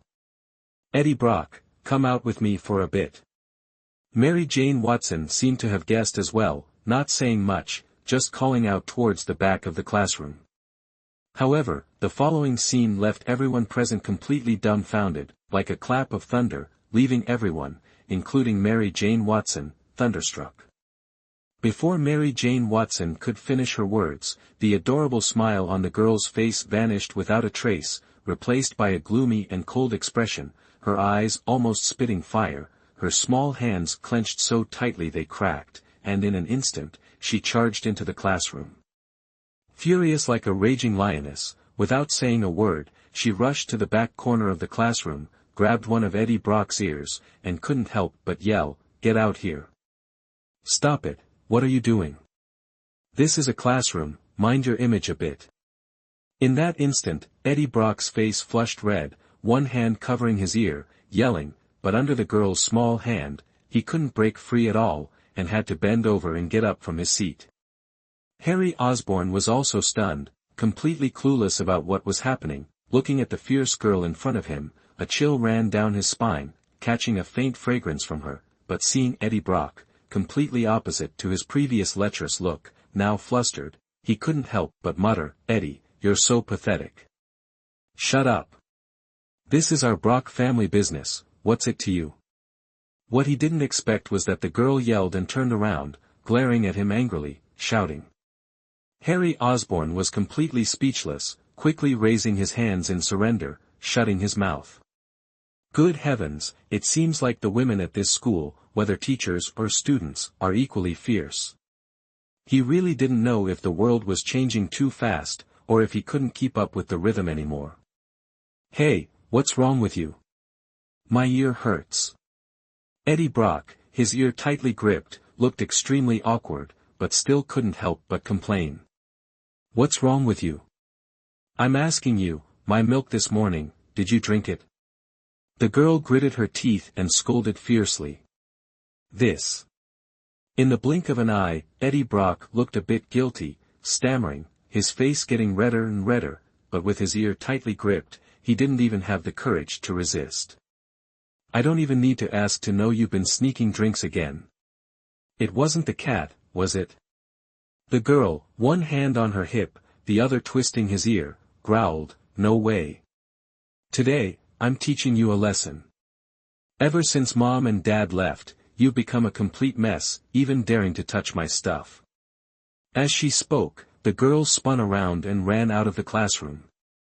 Eddie Brock, ear still in her grasp, had no choice but to stoop, awkwardly shuffling after her, his face a mixture of embarrassment and misery, on the verge of tears. He covered his face with one hand, as if afraid of others seeing his predicament. Harry Osborn couldn't help but chuckle. He never expected that gossipy, 50-year-old ant-like pervert to be so thoroughly put in her place by this girl. He wasn't sure whether to be amused or pity the poor guy. "And you?" Just as she'd taken 2 steps, the girl holding Eddie Brock stopped abruptly, whirling around to glare at Harry Osborn with a mixture of anger and disgust. One hand still on her hip, she yelled, "Judging by your look, you're no good either. Stay away from him, don't corrupt him, understand?" Harry Osborn nearly choked on his own spit, staring dumbfounded at the girl who, before leaving, hadn't forgotten to scold him too. His face flushed crimson, but he was speechless. Good heavens, this woman is fierce. Even Mary Jane Watson and Lilith Blackwood would probably cower before her. "I'm just sitting here quietly listening to the lecture, who did I offend?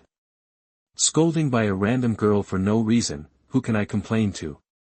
And she even said, don't corrupt Eddie Brock. Who's corrupting who is still up for debate?" "Humph." Seeing Harry Osborn speechless sputtering, the girl snorted, then without another word, dragged Eddie Brock out of the classroom, quickly disappearing down the hallway.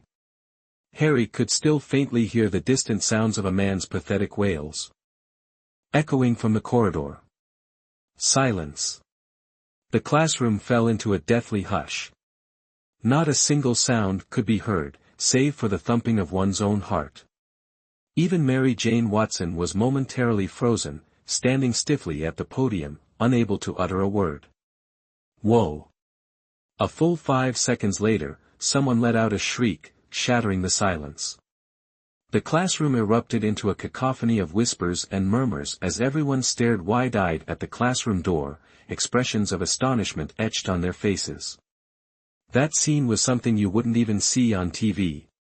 Several boys began to whistle unabashedly, while those who couldn't whistle banged on their desks, shouting, "That girl! So fierce! Absolutely fierce!" Many, seemingly familiar with the school's dynamics and having guessed the girl's identity, were even more astonished. "If I'm not mistaken, that must be the infamous Tiffany Brock, right?" "Tiffany Brock? Who's that?" Someone in the class, prophetic and perceptive, asked, while others were clearly out of the loop. "You don't know Tiffany Brock, number 3 on the campus bell rankings? Seems like you're clueless about Tianfu University." The speaker responded with disdain. She's a third-year art student, same class as Lilith Blackwood, the top-ranked belle. Tiffany's reputation is almost as big as Lilith's. Of course, what's really talked about is her fiery temper. Seeing her today, she lives up to the hype. Yeah. I bet no guy can handle her temper. A clueless classmate chimed in, just didn't expect her brother to be a freshman in our class. Harry Osborn, eavesdropping on the surrounding students, couldn't help but smile wryly. He finally understood why Eddie Brock was so eager to introduce his picture-perfect little sister. He couldn't handle her fiery personality either. But what puzzled him was how siblings from the same parents could look so different. Chapter 30, Max Dillon, a piece of work. Alright, that was just a little interlude. Let's continue with our class meeting. Mary Jane Watson announced loudly, hands planted on the lectern, looking down at the students with the authority and presence of a seasoned teacher. Instantly, the chatter ceased, everyone straightened up, and all eyes turned towards the podium. And you, in the back row, the one who looks like trouble, even though this isn't a formal class, I expect you to behave like a student. Otherwise, I'll have to call your parents. Mary Jane Watson, with a serious yet playful smile, directed her words at Harry Osborn in the back corner. Harry Osborn felt a surge of anger, his blood boiling. Pure provocation. He saw the glint of cunning and mischief in her eyes, and a hint of smug satisfaction after Tiffany Brock's unwarranted outburst. Humph. Mary Jane Watson scoffed, ignoring the fury in Harry Osborn's eyes, turning away dismissively as she paced the podium with the class roster. Harry Osborn was utterly exasperated. This woman was blatantly unreasonable yet put on a dignified facade in front of the students. He fumed but could do nothing. He was stuck. She was the teacher, he was the student, and she held the ultimate power, calling his parents. He cursed her inwardly, fantasizing about a future where he held the power, a high-ranking school official, while she served him tea and massaged his shoulders. The thought brought him a sliver of satisfaction. Miss Lamb. Just then, Harry Osborn saw the girl from earlier return to the classroom door. One hand still firmly gripping Eddie Brock's ear, she called out brightly. What nearly made Harry Osborn's eyes pop out of his head was how Tiffany Brock's fierce, tiger-like demeanor from just moments ago had completely vanished, replaced by her initial sweet, lovable appearance. Her dimples flashed a polite smile, and she even bowed slightly to Mary Jane Watson on the podium. She looked every bit the gentle, adorable girl next door, making one want to rush up and hug her affectionately. I apologize to everyone for interrupting the lecture with our family matters. I'm so sorry. Tiffany Brock then chirped to the stunned, speechless students in the classroom, her voice as sweet and gentle as a celestial melody. It's all right. Come visit our class when you're free. You can also mentor the younger students. Mary Jane Watson, seemingly on good terms with the girl, said with a smile. Yes. Thank you, Sister Lamb. Tiffany Brock bowed slightly again and spoke softly, the smile on her face even more captivating. The shift from Miss Lamb to Sister Lamb seemed to confirm Harry Osborn's earlier thoughts. With that, Tiffany Brock glared fiercely at Eddie Brock, whose ear she was still holding, gritting her teeth and snorting, "If you dare steal my milk again, I won't let you off so easily." Having said that, she shoved him into the classroom and turned to leave, her angry demeanor possessing a unique charm. Whoa! In an instant, the classroom nearly erupted. The students, with their ample free time, seemed astonished by Tiffany Brock's two contrasting displays. Harry Osborn had seen people change their expressions, but he had never seen anyone change so quickly and completely. He chuckled wryly, staring blankly at the angry beauty's retreating figure in the hallway, momentarily unsure how to describe her. Turning to look at Eddie Brock, who was hanging his head low, Harry almost fell off his chair laughing. Eddie looked utterly pathetic, like one of those beggars with canes and bowls at the bus stop near the market. His already wrinkled clothes were now even more disheveled, hanging limply on his frame. There was even a small footprint on his back, and his messy hair now resembled a chicken coop, completely tousled. Even worse, his face seemed to have been scratched, marked with a dark red fingerprint. Head bowed, he shuffled towards the back of the classroom, his face alternating between green and purple, looking utterly defeated, like a mistreated daughter-in-law on the verge of tears. But seemingly embarrassed to let anyone see his pathetic state, he covered his face with both hands, limping quickly back to his previous seat. The entire class turned to look at the wretched fellow, many stifling laughter. The boys who had earlier been ready to roll up their sleeves and fight him for smoking in the back were now beaming, looking like they were about to burst out with celebratory firecrackers. Ahem. Mary Jane Watson, caught between amusement and exasperation, glanced at him. After a moment, she coughed lightly and said casually, "Actually, I've known Tiffany Brock for quite a while. They've always bickered like this. Don't be surprised." With that, she finally resumed her orientation speech. The classroom quieted down, though quite a few students still occasionally glanced back. After all, what they had just witnessed was probably a once-in-a-lifetime experience, definitely fodder for future gossip. Brother Harry, that was majorly embarrassing. Once Mary Jane Watson looked away, Eddie Brock, sitting next to Harry Osborne, quickly shielded his face with a textbook and muttered, "A homicide by milk carton." "Nah, it wasn't that bad." Harry Osborne almost burst out laughing at Eddie's mortified expression, but being in class, he didn't dare provoke Mary Jane Watson. Suppressing his amusement, he clapped Eddie on the shoulder and said in a low voice, "Getting beat up by your little sister? Doesn't count as embarrassing. So, you don't think I look pathetic right now?" Eddie Brock asked anxiously, his expression, already not conventionally attractive, now even more comical. "You're all right, not too pathetic." Harry Osborne, struggling to contain his laughter, offered what he hoped sounded like sincere comfort.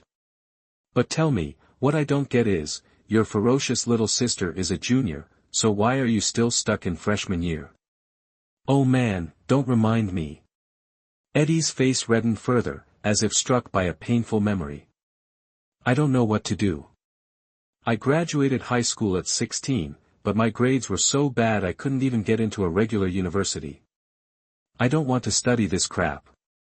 Textbooks are rough enough to wipe your ass with, but my old man wouldn't hear it. He calls himself a third-generation scholar and insisted I get into some prestigious freakin' university, and it had to be Tianfu University." "Then what?" Harry Osborne felt a genuine pang of sympathy. It seemed they were birds of a feather. He was being pressured into marriage, while Eddie was being pressured into academia. "Then what?" "Then I spent 7 years in high school, becoming a legendary senior," Eddie Brock said, his face a mask of despair. 7 years of entrance exams, and this year, heaven finally answered my prayers. I got into Tianfu University. My old man was ecstatic, of course, saying it was ancestral virtue, the spirits of our ancestors manifesting. Really? I heard Tianfu University's admission standards weren't low this year. Harry Osborne was surprised. Well. Seeing Harry Osborne's skepticism, Eddie scratched his head sheepishly and whispered, "Of course, it wasn't my ancestors. Don't tell anyone, Brother Harry, but I swindled 200,000 yuan from my old man and hired someone to take the exam for me. I even bribed 2 proctors. You're the only one who knows this. If my old man found out, he'd hang me up and beat me, yelling about how a scholarly family produced such an unfilial son. I've heard that enough for 20 years. Harry Osborne didn't give a damn. The guy could retake the university entrance exam for 7 years, a prize specimen on par with Max Dillon. Chapter 31, The Arrogant Student. But Brother Harry, you just saw my sister, what do you think? I didn't lie to you, did I? Not even 10 seconds later, the guy leaned forward again, a fawning grin spreading across his face. Like I said, my sister is a genuine little beauty. Whoever becomes her boyfriend is blessed with 8 lifetimes of good fortune. So, how about I introduce you? No. No. Harry Osborn yelped, waving his hands frantically. The fierce image of the little beauty flashed through his mind, sending shivers down his spine and a chill through his bones. Good heavens, best to steer clear of Tiffany Brock in the future. I still want to live for a few more years. As for the tongue lashing I just received from her, consider it my bad luck. Don't worry. My sister usually has a very good temper, she's only like this with me occasionally. Eddie Brock, seemingly sensing Harry Osborn's apprehension, hastily explained, besides, with your charm, you even dare to tease Lilith Blackwood and Teacher Lamb, so why fear my sister? Just unleash a bit of your charisma and unique personality, and won't she be as obedient as a kitten? Harry Osborn felt a headache coming on. He looked the fawning bastard up and down, racking his brains but failing to understand why this guy was so insistent on setting him up with his sister. This kind of brother deserved a good beating. Moreover, regarding his claim that, my sister usually has a very good temper, Harry wouldn't believe it even if he were beaten to death. He could imagine, even with his toes, that if Lilith Blackwood was still single because of her high standards, prominent family background, and the persistent pursuit of Victor Belmont, the school's heartthrob, then Tiffany Brock, ranked third on the campus bell chart, was absolutely single due to her tigress-like temper, terrifying all the male students. Not wanting to continue this topic, he glared at Eddie and said flatly, even a well-behaved cat sometimes scratches its owner, let alone a woman. Now you understand, the women of Tianfu University are absolutely not to be trifled with, none of them are easy to deal with. From the female teachers to the female students, they're all as fierce as tigresses. Brother Harry, you're truly insightful, I didn't expect you to have such profound enlightenment after only 2 days at school. Eddie Brock immediately put on a look of adoration, giving a thumbs up. I told you, Brother Harry, you're definitely not an ordinary person, one sentence, and you've seen through the secrets of the universe. Cut the crap, you lunatic. Harry Osborn snapped, giving him a swat. But what you said isn't entirely accurate. Eddie Brock suddenly seemed to remember something, leaning in close. From what I know, Teacher Lamb isn't like those ferocious girls. Moreover, I've heard that Teacher Lamb is highly regarded by all the students, efficient in her work, treats everyone politely, not arrogant at all, strict but caring towards the students. Pfft. Harry Osborn almost choked on his own spit, staring at the guy wide-eyed. Good God, what kind of look was that? It seemed like all the students were fooled by Mary Jane Watson's deceptive appearance. The thought of that woman stepping on his foot and deliberately spilling coffee on him at the cafe yesterday ignited a fire within him. He gritted his teeth and said, let me tell you, don't be naive enough to be fooled by Mary Jane Watson's appearance. That woman puts on a good facade, but she's actually a succubus, a man-eater. Really? Eddie Brock feigned surprise, as if unsure why the man spoke so, and was about to inquire further when he looked up, his expression shifting drastically. He quickly winked at his friend, stammering, actually, I think Ms. Lamb is a great person, intelligent, kind, a perfect teacher. Cut the crap. I can't speak for others, but when it comes to Mary Jane Watson, I have the right to an opinion. Let me tell you, that woman is a devil in disguise. Her good reputation at school is just a facade. Recalling Mary Jane Watson's actions over the past 2 days, Harry Osborn felt indignant, retorting without hesitation, she might look all right, but with that personality, I doubt any man could stand her. As he spoke, he sensed something amiss. Eddie Brock's increasingly anxious face and frantic winks signaled something. Harry Osborn finally realized something was wrong, swallowing his indignant words. A chill ran down his spine, cold sweat beading on his forehead. When he finally mustered the courage to turn around, he nearly fainted. Mary Jane Watson stood right behind him, her face livid, eyes blazing with fury. Her chest heaved, as if she were about to explode and tear him apart. Harry Osborn's head throbbed. He rubbed his nose, stammering, Lamb. Ms. Lamb. In his panic, he almost blurted out, Mary Jane Watson. Humph. Mary Jane Watson's anger intensified, but with so many students present, she maintained her teacher's composure. This is the second time I've caught you two talking in class. I don't want a third, she declared. She then snorted, but seemingly not satisfied with letting him off so easily, she leaned down and whispered in his ear, if you want to die, just say it. I can grant your wish. As she spoke, her hand snaked out, unseen by the others, pinching the soft flesh of his waist. Oof. A sharp pain shot through him. Harry Osborn winced, nearly blacking out, sweat pouring down his face. He couldn't contain himself any longer. Fury surged through him. Disregarding the classroom setting, he shot to his feet, gritting his teeth, and roared, Mary Jane Watson.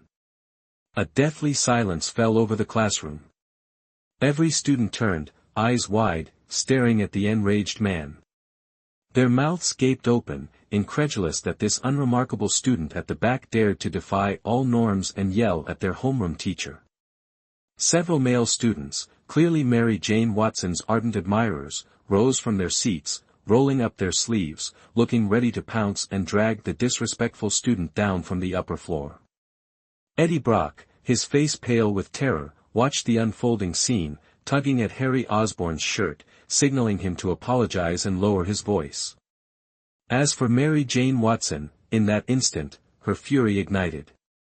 Her face turned a ghastly green as she glared at the defiant wretch. Her ample bosom heaved, teeth grinding, her blood boiling. This punk, daring to whisper in my class, I couldn't stand it anymore. In Mary Jane Watson's class, anyone who doesn't listen seriously deserves to be torn apart by 5 horses.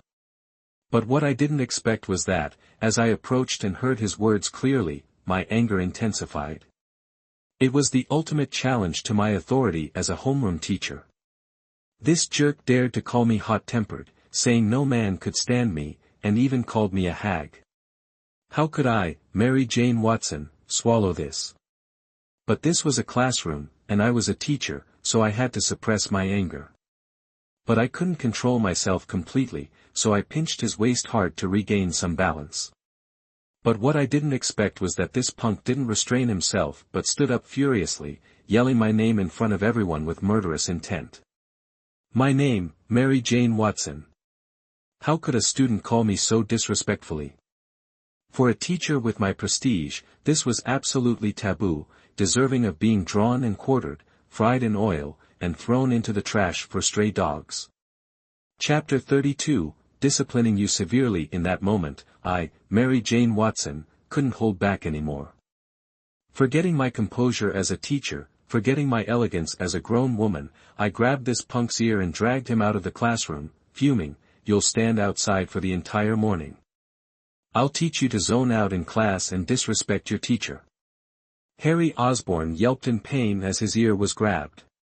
He couldn't do anything but bend over, following her like Eddie Brock earlier, stumbling out of the classroom in an even more awkward manner. Bloody hell, this woman is so violent. First, she stomped on my foot, then threatened me with a fruit knife, and now she's yanking my ear like a rabid dog. My ear is my weakest point. Gripped by this woman, it felt numb with pain, like it was about to fall off. Even with all my Osborn strength, I couldn't break free. Damn it, this woman has none of the dignity of a homeroom teacher. She's acting like a wife who caught her husband cheating. Harry Osborn was quickly dragged to the classroom door, where his ear was finally released. Holding his throbbing ear, feeling like it was about to detach, he looked at the still furious woman glaring at him, and his anger vanished. You'll stand here and listen to the lesson. And tomorrow, you'll submit a 5,000-word self-criticism. Mary Jane Watson said through gritted teeth, her face pale. Then, turning to Eddie Brock, who was sitting in the last row, petrified and shrinking in his seat, she added, you too. Stand here with him, and submit a 5,000-word self-criticism tomorrow. Miss Lamb, I was wrong. Eddie Brock's face grew even more troubled as he shakily rose from his seat and mumbled dejectedly. You realize that now? Too late. Mary Jane Watson glared at him and snapped. Utterly defeated, Eddie Brock scratched his bird's nest of a hairdo and slowly trudged to the door, slumping down next to Harry Osborn with a look of utter dejection, on the verge of tears. Harry Osborn, finding a twisted sort of amusement in the other boy's misery, felt a surge of schadenfreude. He clapped Eddie on the shoulder with mock sympathy. "Don't worry, mate, you've got me here with ya." Eddie Brock, even more miserable, hung his head, unable to utter a word. Humiliated in front of the entire class on the very first day, his face burned crimson, wishing the earth would swallow him whole. The stunned silence in the classroom finally broke. A cacophony of whispers and murmurs erupted, threatening to lift the roof off the building. More than a few female students stared at the boy who dared to speak out of turn and address the teacher by her name. Some looked on with disdain, while others cast flirtatious glances. Mostly, though, there was pity. After all, this guy had committed the ultimate classroom sin, offending Miss Lamb, the object of every student and teacher's affection. His life at Tianfu University was unlikely to be peaceful. The boys, who had already been annoyed by the two smokers at the back, now cheered and hooped, practically itching to set off firecrackers in celebration. They reveled in the smokers' public comeuppance. But the next scene left everyone speechless. Harry Osborn, with a look of mock indignation, glared at Mary Jane Watson. A mischievous grin spread across his face as he sauntered over to her, leaning in close to whisper something in her ear. "You little..." Before he could pull away, Mary Jane Watson's face, which had been regaining its composure, turned an angry scarlet. She exploded. Her shout was so loud that dust seemed to fall from the classroom walls, and the lights overhead swayed. Startled by her furious reaction, Harry Osborn clapped his hands over his ears and spun around dramatically. He retreated to his spot by the door, mimicking Eddie Brock's posture, arms crossed, head tucked into his collar, back slightly hunched, looking utterly ridiculous.